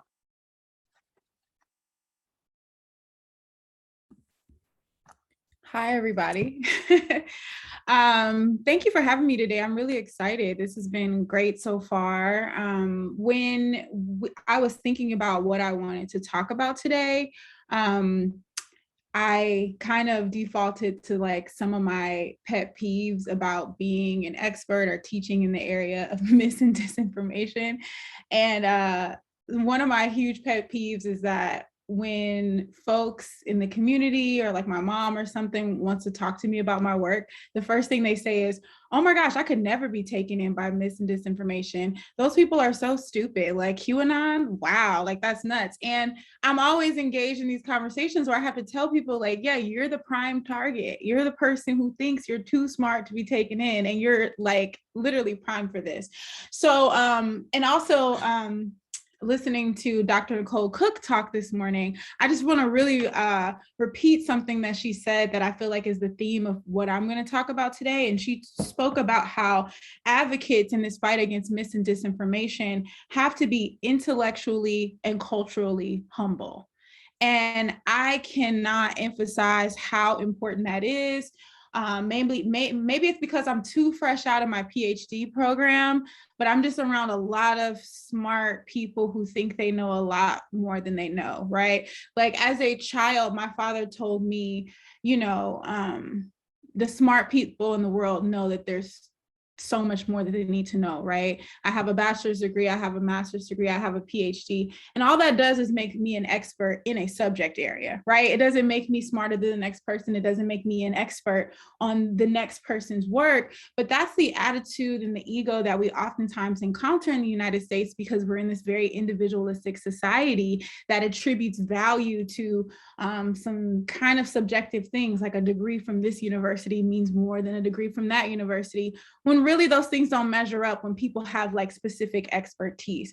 And what I'm seeing in my classroom is so many students who want to go work for these tech companies. They want to build things, they want to solve problems, but then they don't know anything about society or what solve problems that they should be solving, right? So I'm an assistant professor at the University of Illinois at Urbana-Champaign in the communication department. I also have an affiliation in info studies. I'm also a research fellow at the Harvard Kennedy School's technology and social change team. And my research specifically focuses on how Black folks engage in political discourse online. And one of the big problems is that because the overwhelming attention to media literacy and bad actors on the internet is specifically focused on what white people are doing and what they're engaging in, we don't get as much conversation about or research coming out about who the bad actors are in the Black social media spaces, what the parallels are like, if there are any, and like kind of interventions for that. So my research is within that lane, and it is personal research, because like I said, every time I go out in the world, I'm engaging with people who are coming to me and, you know, telling me there's no way they can be taken in by this. I'm having conversations with my mother, who's retired right now, about her social media hygiene, because she watches a lot of YouTube, and like really not being able to get her to understand, like, hey, you have to approach this from a very humble perspective. And so this is like a passion of mine, and I bring this into my courses on race and gender. And I start off typically in my classes with troubling our understanding of epistemology, or how we know what we know.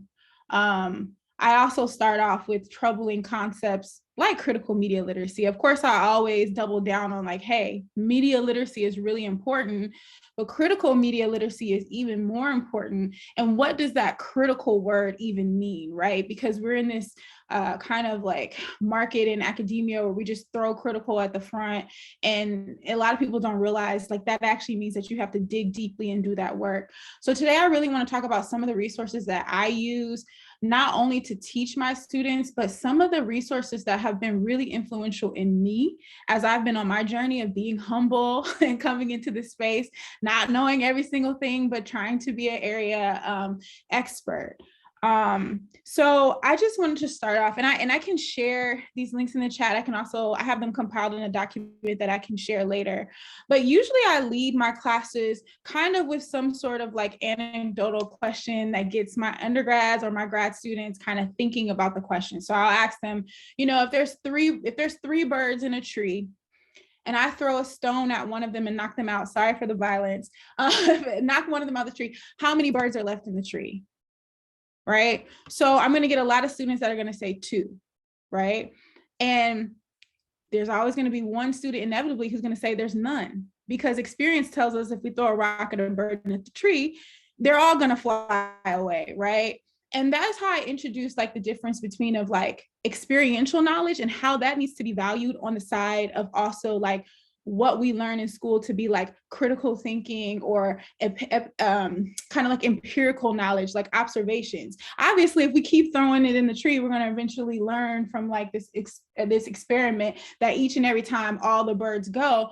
But my point in bringing this to the students is to really start to open their mind. And I feel like if I can just kick off the class with some sort of philosophical questions that gets them engaged or questioning what they know to be true, they'll at least listen to me long enough to get some of those core kind of principles out there.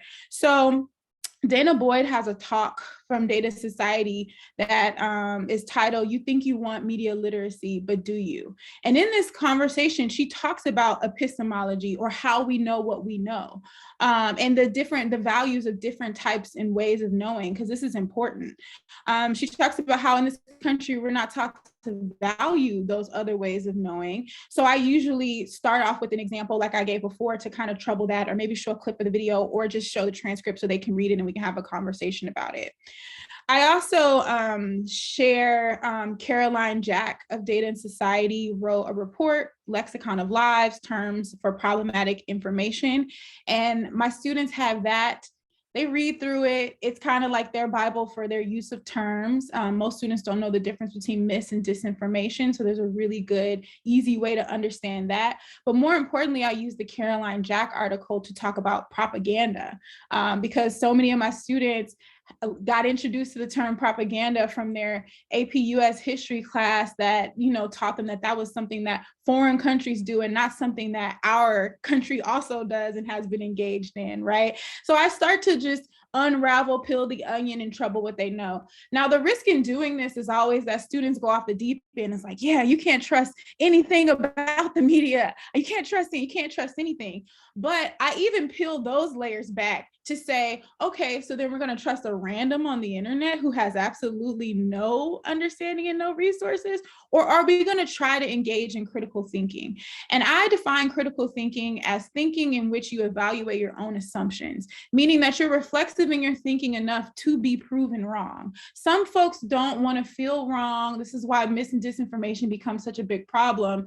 And I talk about how like that discomfort of making mistakes is growth, and how like that stretches out your understanding of things. So going along with that, I use a lot of case books from the media manipulation case book at Harvard Kennedy School. There are case studies on Blexit, which talks about how there was a Reddit campaign that disguised itself as Black people as organic discourse to kind of shift the conversation about Black people should move to Africa, and how people were really taken in. Well, some people were taken in like this would really work, but most Black people who really understand Black culture could tell that these were like outsiders from a different community, which happens over and over again.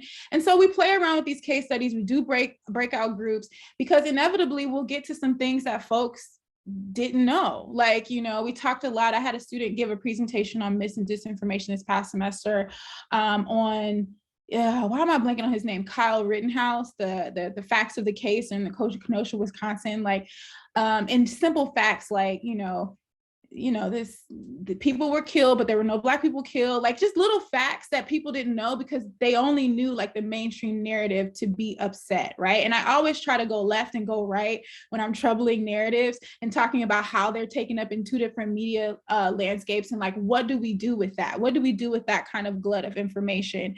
And then my like kind of Bible for doing critical dis and misinformation studies is the critical disinformation studies syllabus from the University of North Carolina, the CTAP Center, because I feel like they have so many different historical examples of mis and disinformation campaigns coming from the US government, which I feel is important as a baseline for students to understand. A lot of the times, people will talk about mis and disinformation in Black communities, and they always go directly to Tuskegee. But I tell people like to really understand the depth of like why mis and disinformation travels. You have to understand all the different times Black folks who were told they were wrong were actually right about something. So thinking about COINTELPRO with the Black Panthers and the FBI, thinking about the Flint, Michigan crisis, where yes, the information that was going around was wrong. There were not dead bodies in the river, but something was wrong with the water, right? So like there's this use of conspiracism. And so I think in having a class that is very vulnerable about here's the ways me as a professor, an expert in this, might have been taken in by mis and disinformation. Here are the ways it works domestically and abroad. Here are the ways that we can combat that, trouble that. We can really have a full perspective. I think is important because a lot of students come to the teacher-student relationship with like, the teacher feels like they know everything and they don't know that I know more about the internet than them. And it's like, no, let me show you that you don't know as much about the internet as me, but also we're all engaged in a learning process. And it's important for us to be humble, to make mistakes, clean those mistakes up, and have the tools to actually know how to clean up those mistakes. Because the last thing you want to be doing is be taken in by Alex Jones or taken in by one of these characters. And it's easy to do that, but also within Black and Brown communities, no one's talking about the Kevin Samuels of the world, these other figures who are also just as compelling, spreading just as bad mis and disinformation, and then we're left out here to combat that with no tools. So that's my personal approach. And again, I can share some of this stuff. My style of teaching is also heavily influenced by bell hooks and engaged pedagogy. So I just want to throw that in there because I'm always thinking about how do I empower my students to really get interested in what they're learning. I don't want them to think it's important just because I think it's important. I want them to find that thing that resonates with them. So yes, and thank you for whoever's been sharing the links in the chat. I appreciate it. Thank you. Fantastic. Thank you so much, Dr. Gipson and Roz, for kicking off this fantastic panel. So hi again, I'm closing this one out. I'm Sarah. I'm the head of instruction and engagement at the Emory Libraries. And unlike Roz, we don't have a credit-bearing information literacy course at my institution. So a lot of my teaching is a hodgepodge of things like one-shots, full semester classes, partial semester courses, summer things, one-off instruction, all sorts of stuff. So I kind of wanted just to close out today thinking about some ways I'm trying to weave in more of a focus on issues around technoethics into the type of teaching that I do. And I'm going to kick off with a brief anecdote. So I was recently invited, as many librarians are, to do a talk about avoiding plagiarism, which is sort of our bread and butter in a lot of cases. The interesting part, though, is that this is a program for ethics aimed at graduate students at my institution who are going to start teaching soon. And the idea is to pose questions and get them thinking about ethical issues. And so I kind of just took it in a direction around misinformation, because that's my research interest, and I feel like I just yank everything in that area now. But really considering, I mean, what it means to produce information. What does academic integrity mean in our current era of information and the information ecosystems we're all part of and interacting in and engaging in every day? And I was sort of struck by how many parallels were cropping up between things we often talk about, like intentional and unintentional plagiarism, and how a lot of misinformation is often spread unintentionally and by people with perhaps good intentions and trying to share research. Roz, I noted in chat, you mentioned the sort of like veneer of critical thinking and research that can often surround things like conspiracy theories and untangling that. And so I started really kind of questioning and wondering, what does it mean to be, for instance, a science communicator in a world where flat earth conspiracies are running amok? What does it mean for all of us to have a social media account and be engaged in producing and sharing information regularly? What does it mean to be a content producer in a world run by clickbait? And all of these questions, I think, are really central and critical to consider. And so something I've really started trying to do in my own teaching, and what I kind of want to focus the rest of my time on, is ways to consider sort of the context of the information world we're all in, how we can build off of things we might already be doing in the classroom, and how do ethical dimensions sort of come into play with all of this. So one thing I've been trying to do more and more is really to weave in more of a critical analysis of and awareness of the different tools that we all use every day, and the way that they sort of shape our interaction with misinformation, and how they kind of shape our experiences with the world. Another brief anecdote: before becoming a librarian, I worked in museums and museum education for many years, and taught children in science museums, planetariums, places like that. And we often did a lot of coding classes, robotics classes, very like STEM focused things. And one activity we always did, which sort of came back to me recently, was program a human robot. So I was usually the robot, and I'd be having to make a peanut butter and jelly sandwich, and they'd be giving me instructions on how to do this. And I would deliberately take everything very literally and completely misinterpret what they say. I'd put the whole jar of peanut butter on the bread, and they're like, no, you have to unscrew the lid. But the idea was that, coding is difficult, and that coding is something done by humans, that the tech itself doesn't just magically do things on its own, that human beings are involved in that process, which was sort of an empowering theme for them, but also an important question to ask, because, who is in the room when certain things are getting developed? What assumptions are they bringing to bear? Are voices and perspectives and experiences not present there? Are things being created for certain people without others in mind? Is that being done intentionally or unintentionally? And really thinking critically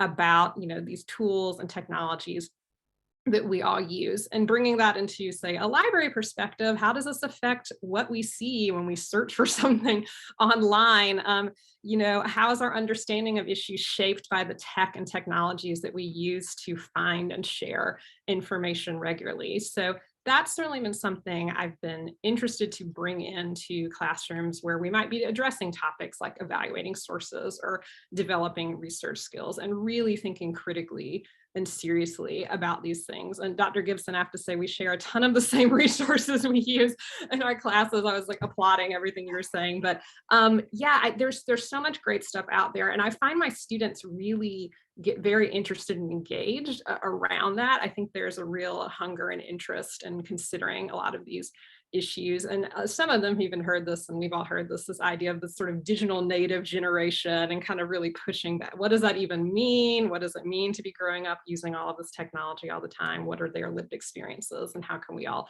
be in sort of a partnership space and learning and sharing together? So the focus on critically analyzing tools is one thing.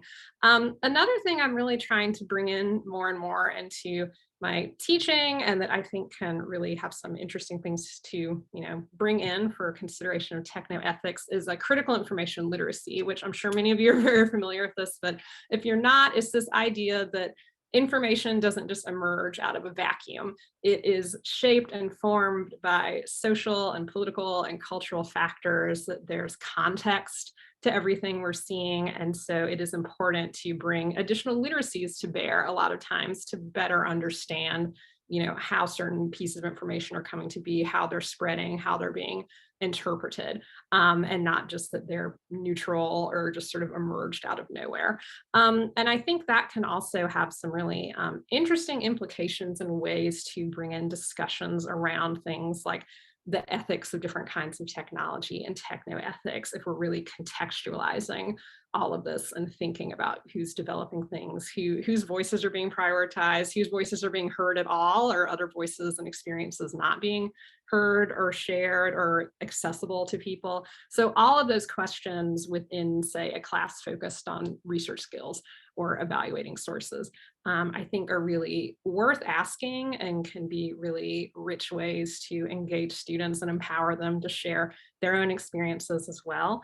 One last thing I'll add, and this sort of came up in some of the questions before, but I really like to do kind of either a community engagement guidelines, whether it's a full class or even just a one-off workshop, because these issues can get dicey, it can be tense to discuss this stuff. And I just want to be upfront and clear that I'm learning along with everyone else, that bringing that humility into that space, making sure people feel comfortable with how we're discussing and debating. I'll put some links into chat because there's some that I've used before. One, the Mozilla Foundation has a really great kind of community engagement guideline that they particularly use for online spaces. So if you're teaching online, I know those discussions can be even trickier to manage sometimes. So that's just one last thing I like to bring in, especially if we're starting to dig into a lot of these thornier questions or heavier and larger issues around technoethics. So I guess I'll just close by saying, I think that, again, technology and information, they're not neutral and they don't just exist in a vacuum, and contextualizing this and really critically asking questions around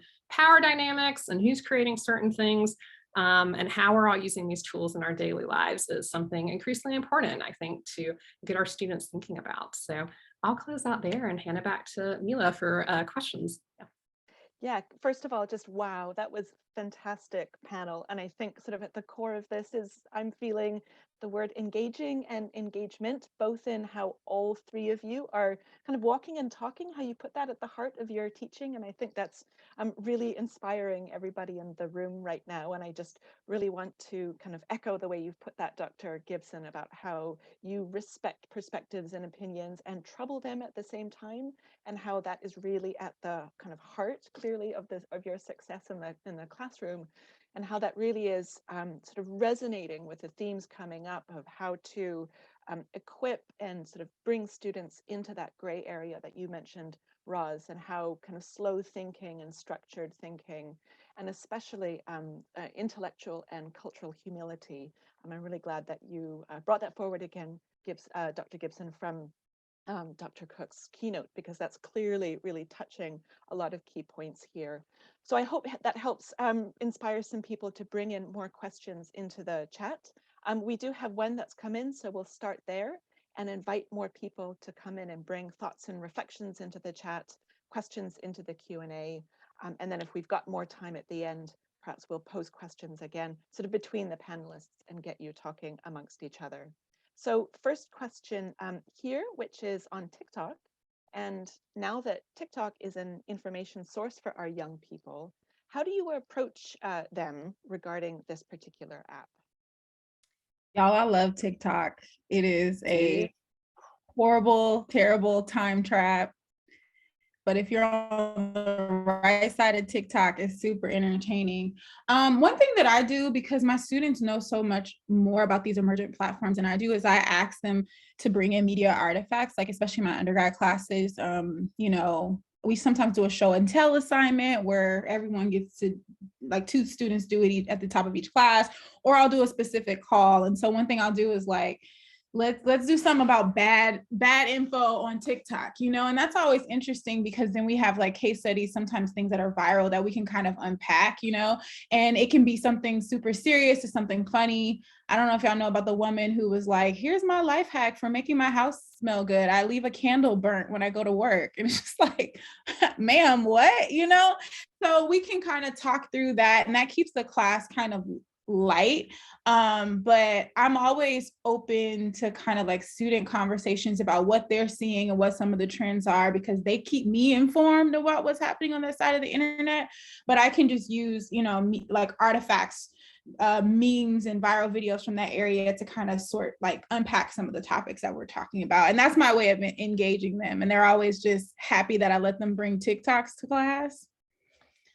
So I did an interesting thing with TikTok. So like, I think, you know, as you get older, we all have that sort of line in the sand where we are just not going to learn the next thing. Like, right. So I'm like, y'all, I don't know anything about TikTok, but part of my algorithms class, and I'll talk a little bit more about that last fall, was to get them to intentionally watch an algorithm as it gets built. So I had them create an account on a social media platform that they didn't already have an account on, right? And they could use a burner email, they could make up a name, and then watch over time, right? As they liked something, what did it ask from them? And so I told them they were going to do that for me with TikTok, right? Because I didn't have a TikTok account.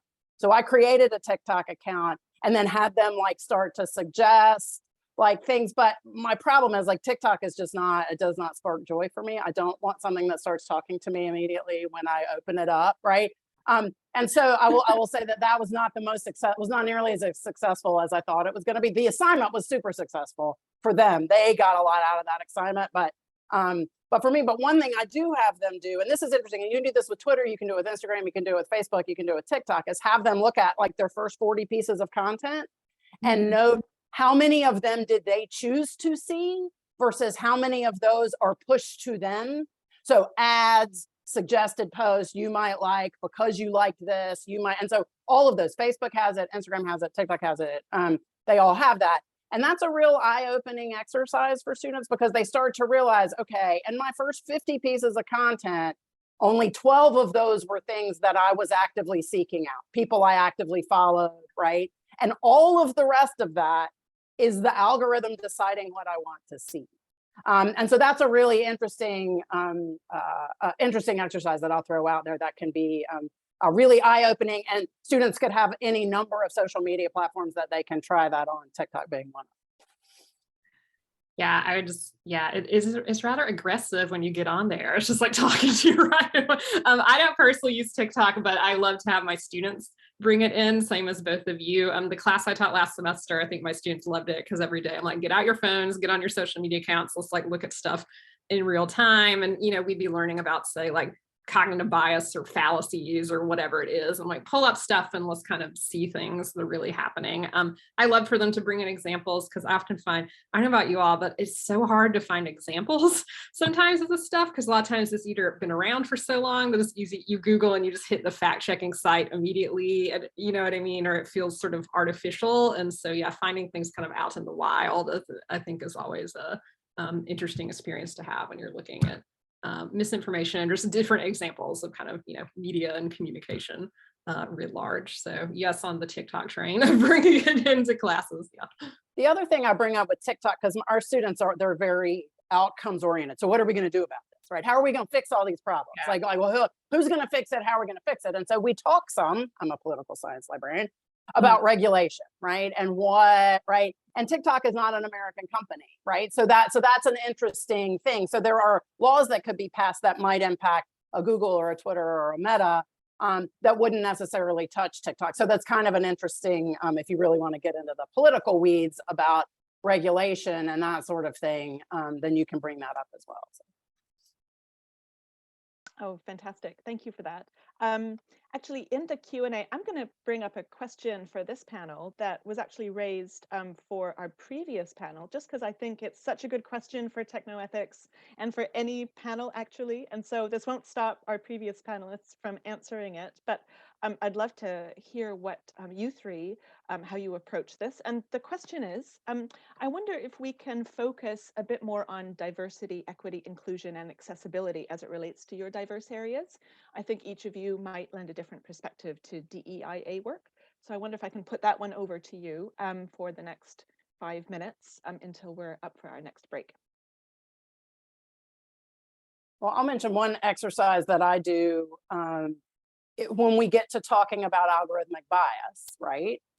Is I break them into groups, and I give each group an example of a different sort of bias incident. One of them is that Pokemon Go example, actually, that we use.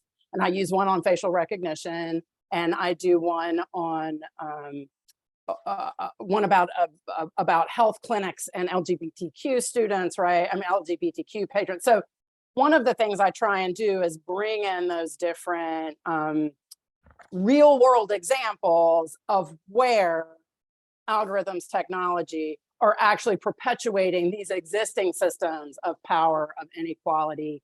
I use one about LinkedIn, where women are not shown engineering positions, even with the exact same credentials as men with engineering backgrounds, that the men see the positions more than the women. So I try and use those examples to sort of bring in some of those systemic things. So that's one, I have a whole Zotero folder on that too. But so that's one of the ways I try and get them to see that sort of intersection of existing, right, biases and existing sort of systemic issues and how they then manifest in the technologies we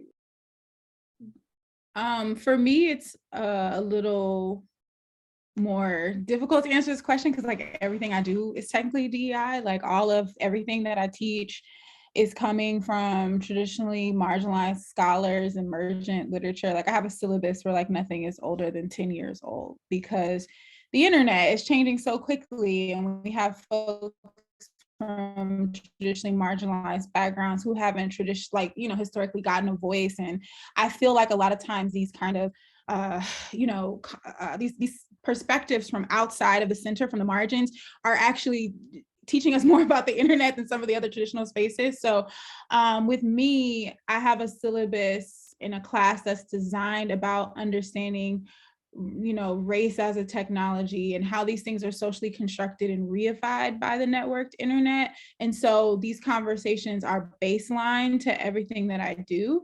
And I also read and take a lot of leadership from the folks affiliated with the Center for Critical Race and Digital Studies. I'm sharing that link in the chat right now because these are the people who are producing the emergent kind of scholarship in these areas. And that's my DEI approach. I mean,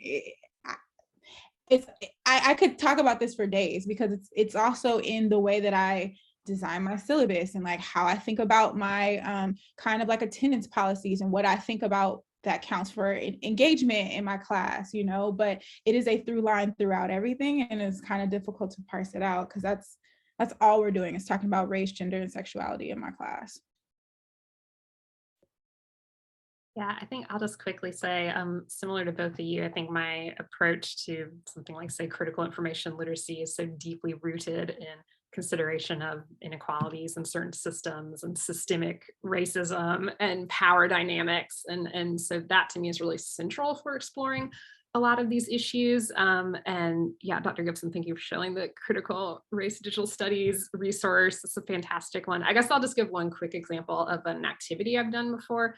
And it's around media framing. So an idea of a frame is sort of how a story's presented to invite a certain interpretation. So we'll look at things like language choices, like you say you're discussing immigration versus illegal aliens, quote unquote, or like how these photos and stories can certainly lend themselves to different interpretations, and then how algorithms might boost certain interpretations of stories. So again, the idea of choices being made, media dynamics and ecosystems, and then how kind of the algorithms and tech we use can sort of mediate those experiences as well. So that's just one example of getting people to think critically about, critical media studies and algorithms and things of that nature. So. Fantastic. Thank you so much. So that's the wrap up for that panel. So Dr. Gipson, Roz, and Sarah, thank you so much. That has just been a masterclass of how Bootcamp can get excellent questions going and really brilliantly foster a sense of immediacy as if we're all here together in person. So thank you so much for responding to those questions as well. It's exactly what we want to see at Bootcamp. So we've had more good questions come in. So just a reminder that those will be answered in the email that will be circulated afterwards. So we'll now go to another 5-minute break. So get up, stretch, top up your cool summer refreshments, and after 2 hours of Zoom, take a good break and come back ready for our last and very excellent third panel. So on the screen, you'll notice a fresh new trivia question. So please, as with last time, dive in with your own responses and reflections. It's illuminating to see so many different people and perspectives here in the call. And we will be beginning our final session in 5 minutes time. So that will be at 11 minutes past your current hour.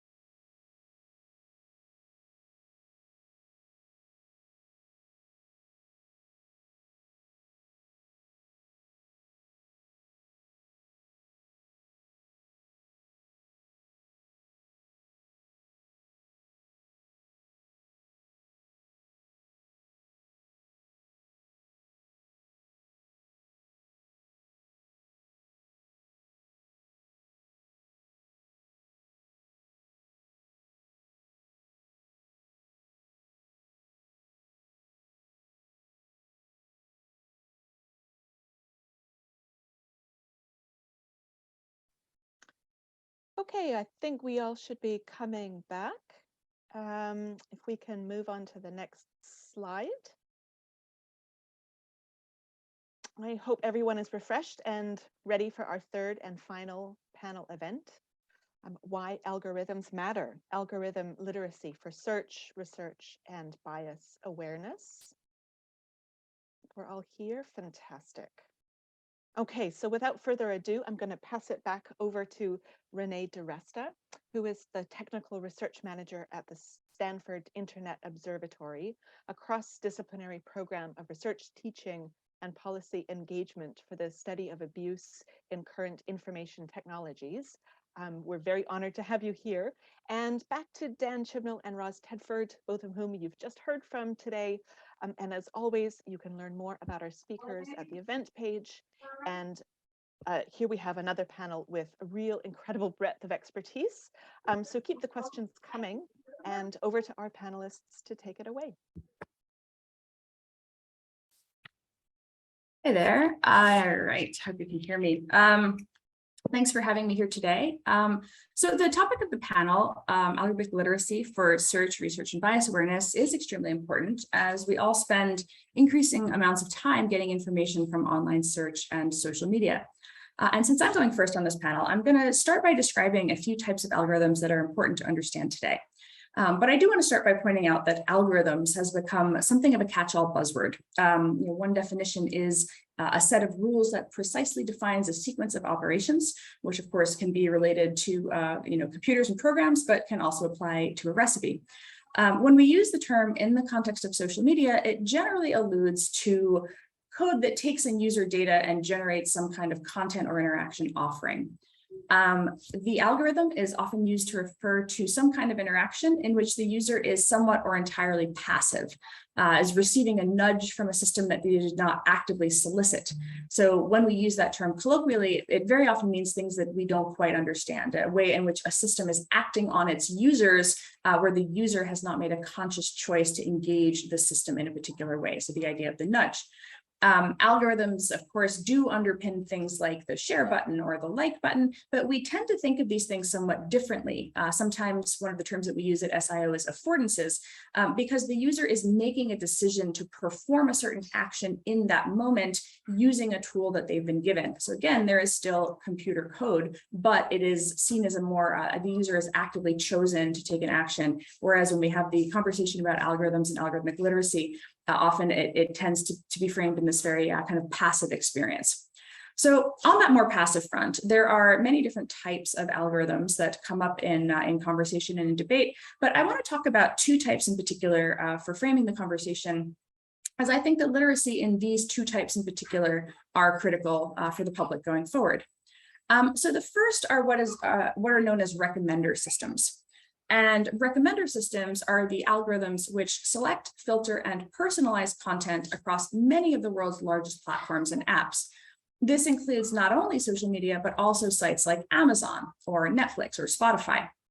However, on social media, there is a particularly potent application of recommender systems.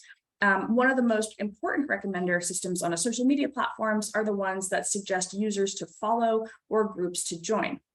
Some social networks are very strongly based around social graphs, and those recommender systems, which suggest that you follow a particular person or become friends with a particular person or join a particular group, really have a profound impact on subsequently shaping the way in which information and content will flow across that platform subsequently. So they determine who users will connect to, which often has a significant impact on what they see as they continue to participate in that network in the future. Another variety of recommender system pushes not context, but content, often based on the user's interests. TikTok's For You page, YouTube's suggestions for the next video to follow are some examples of these. Some of those recommendations around content are derived from what is known as content-based filtering, which means that if you have searched for or engaged with content related to a particular topic area, you'll see more content related to that particular topic area. If I engage with gardening content, I'll see more stuff related to gardening. Another way that recommender systems work, though, is what's known as collaborative filtering. And that's where the platform assesses, with a very large data set most of the time, ways in which you are similar to other types of users on the platform. So if you are a gardener and you like gardening content, and many gardening people also enjoy nutrition content or recipes, the recommendation engine might suggest nutrition or health or other exercise related content because of a statistical similarity to other users who are on the platform who it sees as having a user base, an interest base similar to yours. So content-based filtering and collaborative filtering. Now, sometimes this works out very well. Sometimes it creates serendipity. People feel, oh, I've just found a new interest, a new community, a new person to pay attention to. But there are also, of course, unintended consequences. And for a while, we would see, for example, people who believed in one conspiracy theory being recommended content to another adjacent conspiracy theory that they perhaps never had typed in a keyword related to, but received that nudge because a sufficient number of people who were interested in conspiracy A also had interest in conspiracy B. And so that was a dynamic that was taking shape. What was very interesting about that dynamic was, again, this led to the establishment of particular networks through that system of nudges, not because of proactive searching on behalf of the user, but once people were part of these communities, there were, again, unintended consequences that came about as a result of that. The second type of algorithm that I want to talk about here is the idea of feed organization. So this is more the content ranking and curation system. So once the user has chosen to participate in particular groups or follow particular people, there is a whole range of posts. Sorry, 1 second. Guys, get out of here, please. Thank you. My 5-year-old has entered the chat. So the way in which the curator and content ranking systems operate is that given the available type of content that a platform has available to put into a user's feed, drawing on that spectrum of content, there's a ranking function that tries to decide what a user is going to be most interested in. So rather than this being a recommendation, which is purely passive, this is then saying a kind of second degree that says, given all of this collection of content that we have available to show you, this is how we are going to rank your feed. This is a really interesting type of algorithm because oftentimes it is when users move away from a purely reverse chronological feed in which content is ranked purely based on the time at which it was posted, when platforms transition users into this curated feed, oftentimes users come to believe that they are seeing things that a platform wants them to see. And when they don't see certain things, there is a belief potentially that a platform is shadow banning or censoring or removing a particular friend from their posts because of some sort of nature of controversial content. So this form of algorithmic curation, interestingly, gets very much caught up in the conversation about content moderation on platforms and the idea that a platform is deciding what you are going to see. Search engines, there is a much more active user participation there. There is a user typing in a query and requesting something to come back, but this curation and ranking dynamic happens in search results as well. So I'll just, I think I'm hitting my 10 minutes here. So I'm just going to close by saying one of the reasons that this is particularly important is that these algorithms exist because we're in a novel communication environment where there is a ton of content floating around in the social space. So there are thousands of posts and likes and posts and photos and videos that are appearing every minute. And so to avoid a bad experience for the user, this system of recommendations and curations came into being to try to help manage that feeling of information glut, help create a positive user experience given this information environment. However, of course, it is also key to note that the point of those systems is not only to create a positive user experience, but to create a positive user experience to encourage users to stay on that platform, to keep engaging on that platform, because there is a business incentive to the algorithmic recommendation and curation systems as well. And that is that if you are on Facebook, you can receive ads on Facebook. If you leave Facebook and go to YouTube, Facebook can no longer monetize you. So there is competition across all of these platforms that are building recommendation and curation functions to try to create the most positive, engaging experience for the user for purposes of monetization.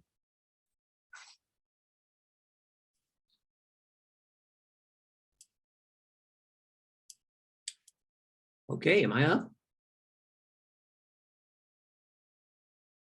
Cool. Thank you, Renee. That was very helpful. Hi, everybody. If you weren't here earlier, I'll just reintroduce myself real quick. I'm Dan Chibnall. I'm the STEM librarian and associate professor of librarianship at Drake University in Des Moines, Iowa. I work closely with STEM faculty and students in the classroom, and I also teach standalone courses called Science Fiction, Science Fact, Fake News, Filters and Falsehoods, Communicating Science, and Science and Democracy. So these past 2 years during the pandemic have hit a little close to home for me pedagogically. I'm going to talk about how I approach algorithms in my teaching, how me and my students view them through different lenses, and then how I help students to think about sort of consuming and creating and sharing information in a world filled with algorithms. So a little bit of overlap with what Renee was talking about too. But yeah, when I teach about algorithms, I try to focus it on our daily lives. So I tell students, we first have to understand what it is, right? And what it does. So I always make sure to do an activity where I ask students what they think an algorithm is, and then compare those explanations to reality. And basically remind them that an algorithm is a set of instructions. It's sort of amazing to see the various definitions and ideas that different students and groups come up with in class and how different they are. I tell them that algorithms are a set of instructions and they're trying to solve some sort of a particular issue or problem or trying to compute something within a system. I also tell them that in a way, it's sort of like a complicated flow chart. That's how an algorithm sometimes works. And so that even though that's not a perfect analogy, I try to get them to think about, algorithms in our lives in 2022, think about them in terms of our search histories, right? Our online clicks, our purchases, and how does that information in those instructions and computations, what do they show, right? So what do they tell us about that company? Why does that company want to show us certain things? Why is the algorithm designed to do that? For example, another thing is Google's PageRank, right? We don't know exactly how it works. We have all kinds of ideas about how it works, but at the same time, Google's PageRank, it's sort of invisible, right? And so one of the things that I try to get my students to think about is, why are some of these things invisible? Why are the algorithms in social media sort of invisible? So what I'm trying to get them to do is to sort of think about how can they make that invisible thing more visible to themselves and to others. So, for example, in my teaching, especially in my courses on misinformation and science communication, we examine how information is created, delivered, and consumed, especially looking back in history prior to the internet, right? So, information now flows in both directions, right? And much more smoothly and frequently than it did over 30 years ago. Whereas back then, it mostly just traveled in one direction from creator to consumer. So I try to show them that this two-way communication, plus allowing anyone to be a creator, throw in the algorithms, and you now have sort of a dangerous situation for lies and mistruths to start flying faster than ever before. In my communicating science course, this is where I sort of use the phrase, make the invisible visible. I use it most often. And by that, I mean, in order to make people more aware of the science around them. So you have to bring it out of the shadows, shed light on it, and make it visible through some form of explanation or creative method. So algorithms are mostly invisible, right? Especially when they're at work and providing us with information via news sites or social media. And so that means that an invisible set of hands are basically showing you some information and hiding other information from you at the same time. And most of the time, you don't even know that that's happening. So in other words, the algorithms, they're keeping certain doors and windows not only closed to you, but they're also out of sight to you. You don't even know those windows or doors are even there. So algorithms are literally acting in some cases like a gatekeeper, especially when you're using social media. You're only going to see certain tweets. You're only going to see certain Facebook posts, Instagram posts, TikToks. And those are the ones that the algorithm thinks are important to you in some way. But does it really know who you are, right? Is it important to you, or is it just keeping you on the site, like Renee said? So I like to work with students on personal habits of information consumption that help them to answer the question, what am I not seeing? What am I not hearing, right? What's invisible to me? So all these algorithms can create feedback loops too, especially ones that take advantage of all the little nooks and crannies and evolutionary brain shortcuts that we have. In my Science and Democracy course, we focus on this aspect of algorithms because It affects how we find ideas and opinions, which then form our own ideas and opinions about topics in our country. And we tend to call these shortcuts in our brains cognitive biases, logical fallacies, and simply loving, being right all the time and being the center of the universe. So why do we talk about these? Well, it's so students can be aware of them, give them a name, and make them visible in their own lives and in others. So for example, we examine confirmation bias, right? And this cognitive bias goes hand in hand with algorithms, because once the algorithm has an idea of what we like, it starts to confirm it by showing us more and more of it, right? The team up between confirmation bias and social media and news aggregators basically creates a universe where you are surrounded by homogenous information that gives your opinions a nice soft bed to lie in, right? Rather than making your ideas work hard to see if they're true or not. So we get this comfort level around our ideas. It also can lead to a loss of discovery. So, because we have more and more digital tools that send us information, we do less and less work to discover information or seek it out. We basically set up an autopilot and then sit back and read, watch, or listen to whatever the algorithm is giving us. So there's also a loss of discovery, and we don't have as much effort into finding things. And this also affected how we look for information, especially during the pandemic on COVID-19, right? So not only are we looking for new information constantly, the new information should be scientific in nature, but science doesn't move as fast as algorithms do. So poor quality information gets thrust to the forefront because it's in such demand. This is something I've been focusing on quite a bit lately, teaching students how to be careful with new science that revolves around an event that is still taking place. And then also in my newest course, Science and Democracy, we discussed, if a democracy is to function correctly with an informed populace, what do social media and news algorithms do to popular opinion? What do we need to teach, say, K-12 students about information behaviors, habits, and technology in order for them to be aware of invisible problems surrounding information consumption and information sharing? Knowing the science behind how algorithms operate and how they affect us is extremely valuable for a country like ours. If we're going to be serious about knowing the ins and outs of political, economic, and social issues, then we need to know how they're being delivered to us, because that's what's forming our opinions. So wrapping up, what do I do with students? Well, one of the things I always tell them is we're going to build good habits. So helping students to learn how to build habits that they can use throughout the day, throughout the week, and in their lives that relate to consuming, sharing, and creating information, because they're part of the network. They're not just listening and watching and reading. They're also putting stuff out there. So I always tell them, first, understand the algorithm as much as you can. Know that there's a lot of invisible machinery behind what you're reading, watching, and listening to. Second, see what options you have in that particular tool or app or site that helps you kind of move around the algorithm. So what shortcuts can you use to get around something? For example, I mentioned in the chat earlier, building Twitter lists helps you get more chronological tweets, gets you away from the suggested accounts, and helps you to focus on topical issues. Or if you use an RSS aggregator, which can go in both directions, it can either turn you into, very comfortable set of ideas, but it can also be a place that gives you chronological and diverse ideas if you build it the right way.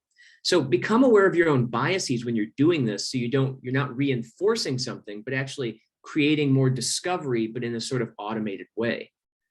And then also, one thing I teach my students about is this concept I call information moods. So take time during your day or week to do non-algorithmic reading and listening and watching that helps you to cultivate the information you want or need based on conscious decision making. So I tell them, basically, throughout the day, there's going to be times where maybe all you want to do is scroll Twitter. But then there's times where maybe you want to read some lengthy articles. Or maybe there's time where you want to watch like a really in-depth YouTube video, right? But those things don't all happen, at any time of the day. You have to figure out when you have the energy for it, when you have the time for it. And that's how you recognize what your information moods are. When are you going to read? When are you going to share? When are you going to analyze, right? So understanding what your moods look like can really help you to be a better navigator within algorithmic news and information. And then finally, one assignment I have a lot of my students do in my various classes is to do this thing called an awareness and action assignment, where I ask them to sort of tell me, what are they now more aware of in terms of, say, algorithms or cognitive biases or something like that? And then what are they going to do with that new information? So are they going to help a friend understand it? Are they going to make changes within their own lives? Are they going to do something for their community? So this helps them to see what they've learned and then how to put it into action. So then they might actually go out and do it. So that's a little bit about what I do, and I'll pass it off now to my wonderful colleague, Ros Tedford. Thanks, Dan. I always love listening to other people because I'm like over here frantically saying, ooh, next time I teach this class, this is exactly what I'm going to do. So if you all haven't already been able to tell, I could talk about algorithms literally for hours. I find them fascinating, and students really find them fascinating. And the first time we taught our first year seminar in mis and disinformation, it was to our first year advisees, right? So this was a group of students we got really, really close to. It was fall of 2020, so all sorts of things. And one of the things that they came to us and said afterwards was, we didn't spend enough time on algorithms. Like, we really found that. We were in the middle of a pandemic, right? We were able to use literally like hot off the presses examples of algorithms. And so they said, if you taught a class just on algorithms, we would take that class. And so I, being a sucker for that sort of thing, was like, well, I'll develop a class on algorithms. So a lot of what I'm going to talk about here is what I did in that class that was a half semester, 1.5 credit, very specifically geared to talking about algorithms. It was, I'll call them intergenerational classes. It was freshmen, sophomores, juniors, and seniors. So I had all groups there. I had 3 computer science majors in the class, which was particularly interesting because they knew a lot about the computer science end of algorithms, but were absolutely astounded at the sort of ethical aspects and the other aspects that sort of impact these things they were being taught how to write could have. And then their perspective was really, really interesting. So just like Dan said, we focused a lot at the beginning on the human brain. I never give like quizzes where there are right or wrong answers in my classes, except for when I'm teaching this. And I do have them memorize a list of cognitive biases and logical fallacies, because I really want them to be able to, at the drop of the hat, look at that and go, oh, that's an ad hominem attack, right? Oh, that's a this, like, so that they can start to see these things in it. And so we focus a lot on the way the human brain is wired, and then how algorithms can take advantage of those things, such as we believe the first thing we read about something, right? And so if you are the first across the finish line with new information, new news, you build clout in things like Twitter or on Facebook. You can build followers, right? You build clicks, you build money for the companies. And the human brain is programmed to be attracted to the new and be attracted to the first thing you see. So we talk a lot about how algorithms can then sort of, play into the worst parts of our sort of human brain failing. I always start the class with getting them to list, just brainstorm together at a table first and then out loud, all the places they spend time and where they spend the most time. And I don't do that for them as much as I do that for me. And I cannot emphasize enough that if you think you know the information ecosystems your students are spending their time in, I guarantee you, you do not. They are completely different from information ecosystems we are, most of us, Gen X and above, are spending our time in. They're not on Twitter, they're not on Facebook. They are less and less on Instagram.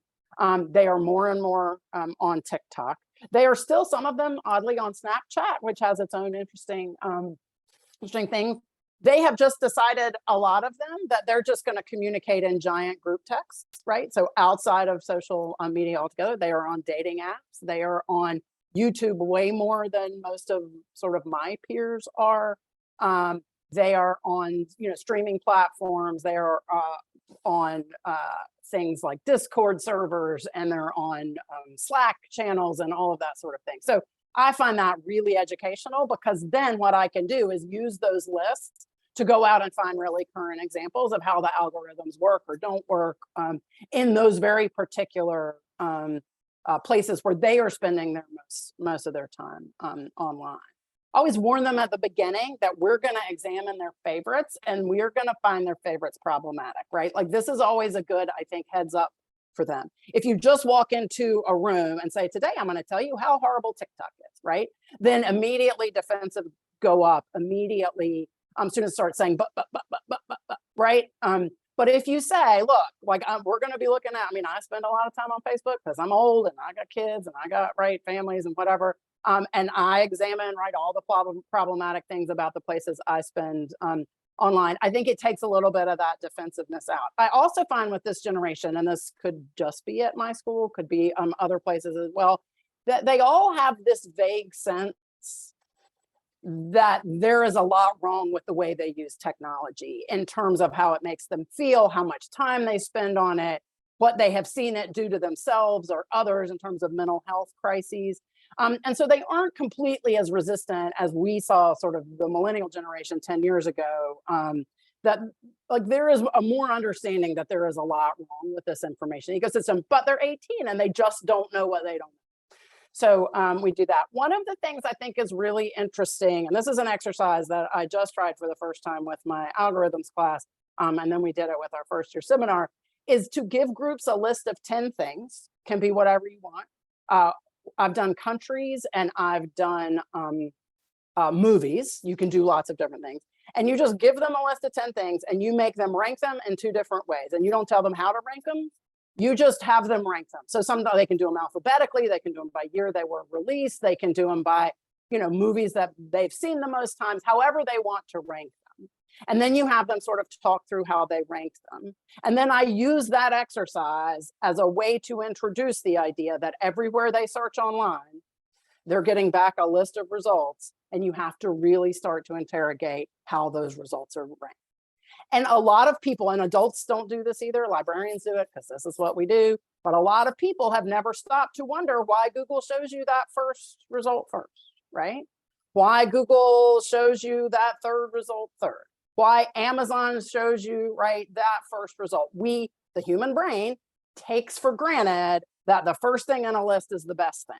And that's just the way the human brain tends to work. But we also use that to interrogate library search systems, right? Because that is worth looking at as well, right? We are putting our trust in the Primos of the world and the Sages of the world and the ProQuest of the world, that when we search, they're going to give us back a list of things from good, right, to worse. But you rarely stop to ask what all goes into that ranking system. So that's one exercise that I find that can really get to that sort of how things are presented. We talk about the Apple App Store and how it ranks things. They do searches all the time on everything, whether it's on Netflix, whether it's on Spotify, whether it's on whatever. You can really get them to start interrogating those searches. And once you start them doing it, they don't stop. I'm still getting emails that are like, oh my gosh, I was on such and such and I did this search and I can't believe that the third hit was this ridiculous thing that had nothing to do with my search. They really learn to spot it and really learn to start interrogating it.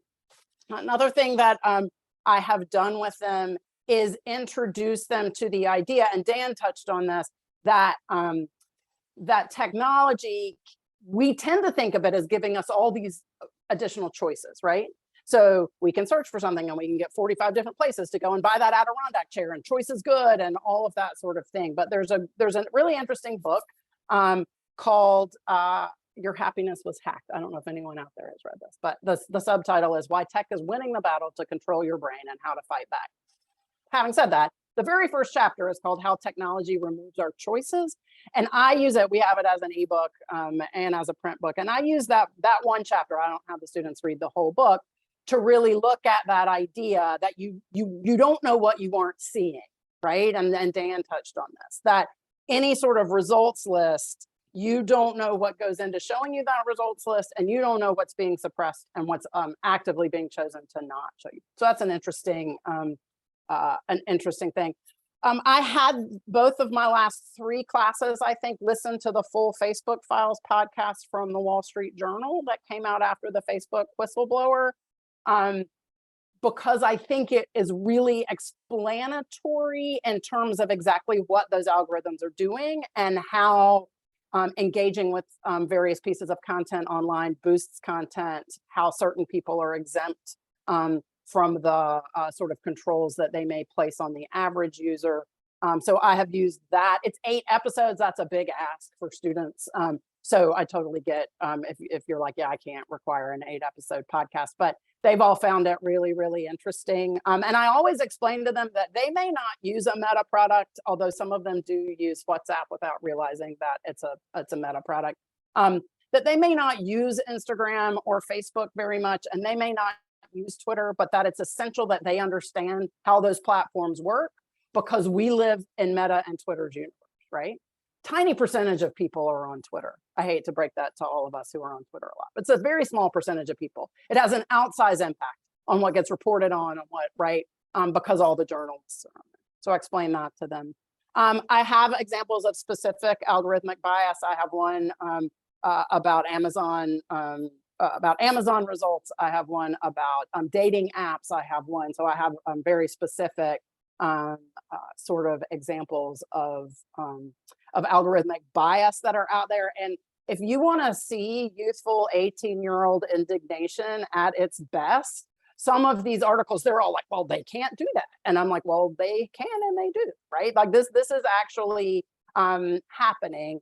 And it's really can be really eye-opening and make them really stop and think. Wake Forest is a predominantly white, very privileged institution as a general rule.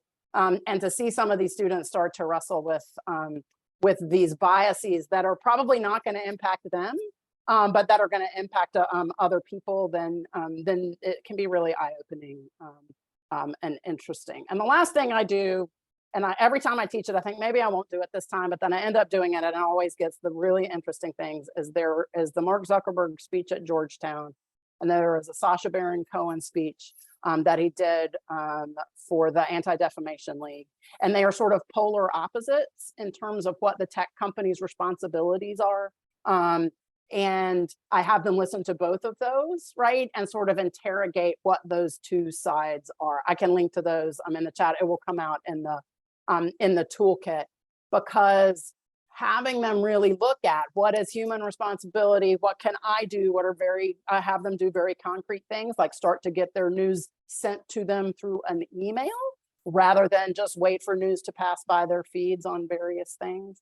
But there are other real tricky gray issues in algorithms that it is not strictly 100% on the human being to solve, and not 100% on the platforms to solve. That there has to be some sort of interlapping part of that Venn diagram, and it's tricky. But there are really good juxtaposed speeches that really show the two sides of that. So those are some very short examples of what I do. I'm happy if anyone wants to contact me after this to send out links to any of that, or send you my worksheets, or send you lesson plans or whatever. But I do find students, like some days, like I was like, y'all have got to leave because you have to go to other classes, that the conversations can get really that interesting over this, because this is where they are living. A huge percentage of their days are in online environments where algorithms rule what they see. So anyway, I'll end it there. We'll take questions, Mila. Fantastic. That was just abundantly helpful. And we do have some great questions to dive into. So I'm going to go with the first one, which is really picking up on something you were talking about, Dan, and maybe pose that to first Renée and then Roz. And the question is, how do you make the invisible or unknown information visible as part of a daily information habit? That's an interesting question. I mean, I think that I'm not sure that that's really possible, to be honest, because there's such a glut of information. There's so much out there. But what I would say is, to do the best that you can to curate a feed that, depending on where you are in the world, particularly if you're in the US, maybe incorporates people with a variety of perspectives, a variety of political affiliations, a variety of ideological or demographic criteria that, create a very broad spectrum, so that when you are following people on social platforms, whether that's Twitter, where I think it's one of the easiest places to do it, because it'll constantly recommend a few more people to you as you follow one or two. On Facebook or on YouTube, it's broadening your kind of core base of accounts and topics that you are paying attention to, so that you do have the capacity to see more as it is surfaced to you subsequently. I think that is really the best thing that you can do. I don't think it's realistic to expect that you are going to know every single meme, micro news story, outrage. You're just not going to see it, and you're not going to have time. And I don't know that it's necessarily healthy even to try. But I think that, again, having some sense of what is going on in major topical areas is a good place to start. one of the things I suggest, and I alluded to this in my thing, is to not rely on social media to feed you all of your news, because what is going to cross your feed, unless you are incredibly intentional and this is your job and you are out there curating these lists and right, and you're spending this time that we do because this is part of our job, right? Is that you are going to get the most sensational, the most anger provoking, the most outrageous, the newest, hottest take, right? All of that. And so so at Wake Forest, we have, institutional licensing for the New York Times and for the Wall Street Journal and for The Economist and for Chronicle of Higher Education and for Foreign Affairs and for a lot of different things. So I really encourage my students to go to more than one of those places and get an email sent to them every day that has a curated list of news you should know. And I encourage them to find those things in the area of news. Like you can do it at Sports Illustrated, right? Like you can do it at ESPN will do these for you. So rather than relying on what is getting the most clicks online, and there is a problem with curation, you don't know necessarily who's doing that curation and who's deciding those are the top 10 stories. But I often am super fascinated by the differences between the top 10 lists I get every morning from the New York Times and the Wall Street Journal and The Economist. And sometimes all I have time is just sort of to glance at those. But once students really start to do that, they'll start to really notice, oh, this is what I'm not seeing. The other thing I always encourage people to do is to do that same thing for their hometown newspaper or for the newspaper from here in Winston-Salem. Because, local journalism is never going to make it to the top of some sensational, Facebook feed. And we have to support local. That's a whole other soapbox, but we have to support local journalism, because the New York Times isn't going to send someone to sit in on my Board of Education meeting, right? So I encourage that as well. Oh, fantastic. We've got just a couple more minutes, so we'll pick up another question from the Q&A. And where does one find examples of algorithms?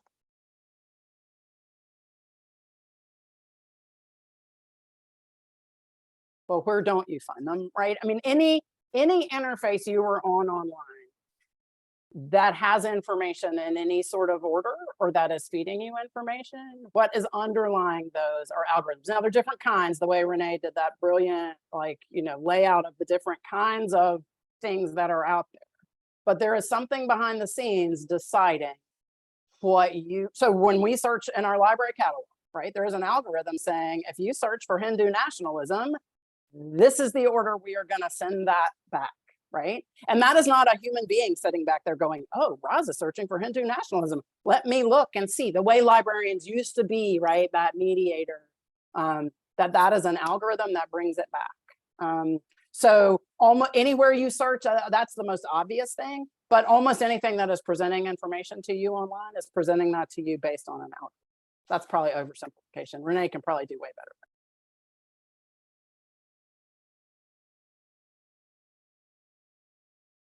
No, I think I would just agree with that. I think that's very thorough. I would just add real quick that, one thing I think is important to ask is the people who program the algorithm, what do they want it to do, right? Because looking for something in a library catalog is probably a lot more, say, neutral than, say, a site that wants you to stay there so it can get more eyeball time for ad revenue, right? So I think that asking yourself what the sort of the heart or core of the algorithm's job is, that's a very important question to ask, because that's your attention, right? They're taking your attention. So do you want them to do that? So I think it's important to ask that kind of question. There's some really good work that's coming out. A couple preprints up on, how do we think about ways in which recommender systems might better reflect our values? Again, the recognition that recommender systems and things like this are hugely valuable for our day-to-day experience online. They're not going to go anywhere. We don't necessarily want them to disappear. Anybody who has changed their feed to reverse chronological quickly realizes that just creates a different incentive structure, right? If you have a reverse chronological feed, then people who want to get your attention are actually incentivized to begin mass posting in a very spam-like way, so that they are always in there at a kind of top recency. In a weird way, it actually incentivizes things like automation and and bots and lower quality content. So I think part of the complexity, part of the need for literacy in helping people understand the ways in which the systems that we spend our time on operate is what is the incentive, what is the business incentive of the platform? What is the value proposition for the user? What might we want to see in the future? And then for people who are interested in the topic, there are folks like Ethan Zuckerman and Eli Pariser who are doing really good work right now thinking about if you were designing it from scratch, what network connection model would you use to bring people together? What system design would you use to think about ethical ways to surface information, to surface things that a user might want to find, and how could you do that in a new system, kind of unpolluted? And then there, I think that this question of what do we want in the future is a really important one, and we're starting to see a lot of really great papers bringing the kind of ethics debate to the recommender system design problem, and I've been really kind of following that space. I think it's very critically impactful work. I often tell my students that your attention is what these algorithms want, what these companies want. Your attention is what makes them money, right? At the end of the day, they are making money for their shareholders. So if you can think about your attention as a currency, and you can decide to spend it on the things that you want more people to see, and just simply don't spend it on things that you don't want things to see. Like, you can actually scroll by things, and you don't have to double tap on every Instagram post you see, right? Or every TikTok video you see. To make them feel like they do have a little bit of power in that space, that it's not simply a throw up your hands and what can you do, so you might as well do what you want to do. Thank you so much for that. We've got 2 more minutes, so I'm going to ask one of you maybe to dive in on our last question, which is, how do we deal with the changes to what are authoritative sources? I had a conversation with someone who said they got their info from Congress members online.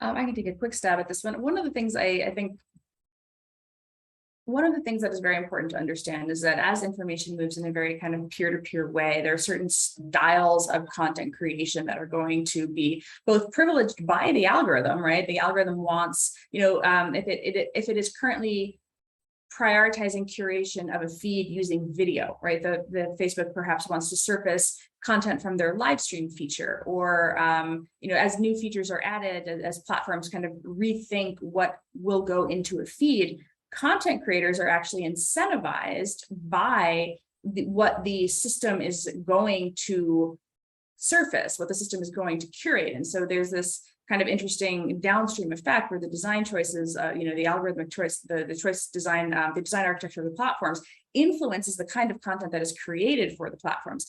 This is something that influencers and younger people have almost an intuitive sense where they're very good at it. Marketers too understand Facebook is changing. We can no longer use this type of clickbait in our headline, or that will be actually deprecated and downranked. We have to do something to get ourselves upranked again. They will spend a lot of time figuring out the optimal length of a video, the the kind of title to use. All of it is the content creation is so structured according to what the algorithms are going to amplify. Older institutional authorities do not think this way. They are still very much in the mindset of, we're going to give a press conference, we're going to put some stuff out on a website, maybe we'll make some PSA meme kind of things that don't really go very far. So what we've been looking at lately in some of our work on health misinformation is actually what are ways in which doctor influencers, there's a group called This Is Our Shot, what are ways in which doctor influencers who are kind of first person users of these platforms use their own influence and kind of grow their own influence to spread authoritative information, which in some ways kind of decouples perhaps the institution from the expertise, but enables the transference of authoritative information by people who are participating as kind of creators on the platforms as well. I think this is a very new, novel dynamic that has only really begun to take shape over the last couple of years, 1.5 to 2 years. But I think that COVID really kind of brought home the need to move into this model as that decline of trust in institutions and institutions not participating in quite the same way really began to highlight in the difference of what kind of information was being shared in this particularly critical information environment. Fantastic. Thank you so much. And that wraps up our final panel. So I just want to say a huge and warm welcome to all three of you, Renee, Roz, and Dan.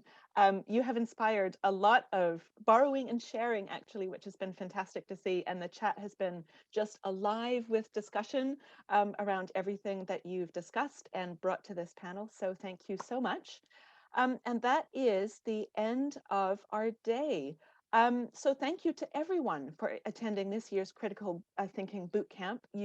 All of you have made this a fantastic event. Our previous years have been really excellent, but I have to say, I think this is the best ever so far. There has been so much nuance and practical advice really coming together in a beautiful balance. And everyone has been sharing so generously with questions and reflections and links and resources, and especially to our amazing panelists and Dr. Cooke, which has been fantastic. And the chat has just been a hive of helpfulness.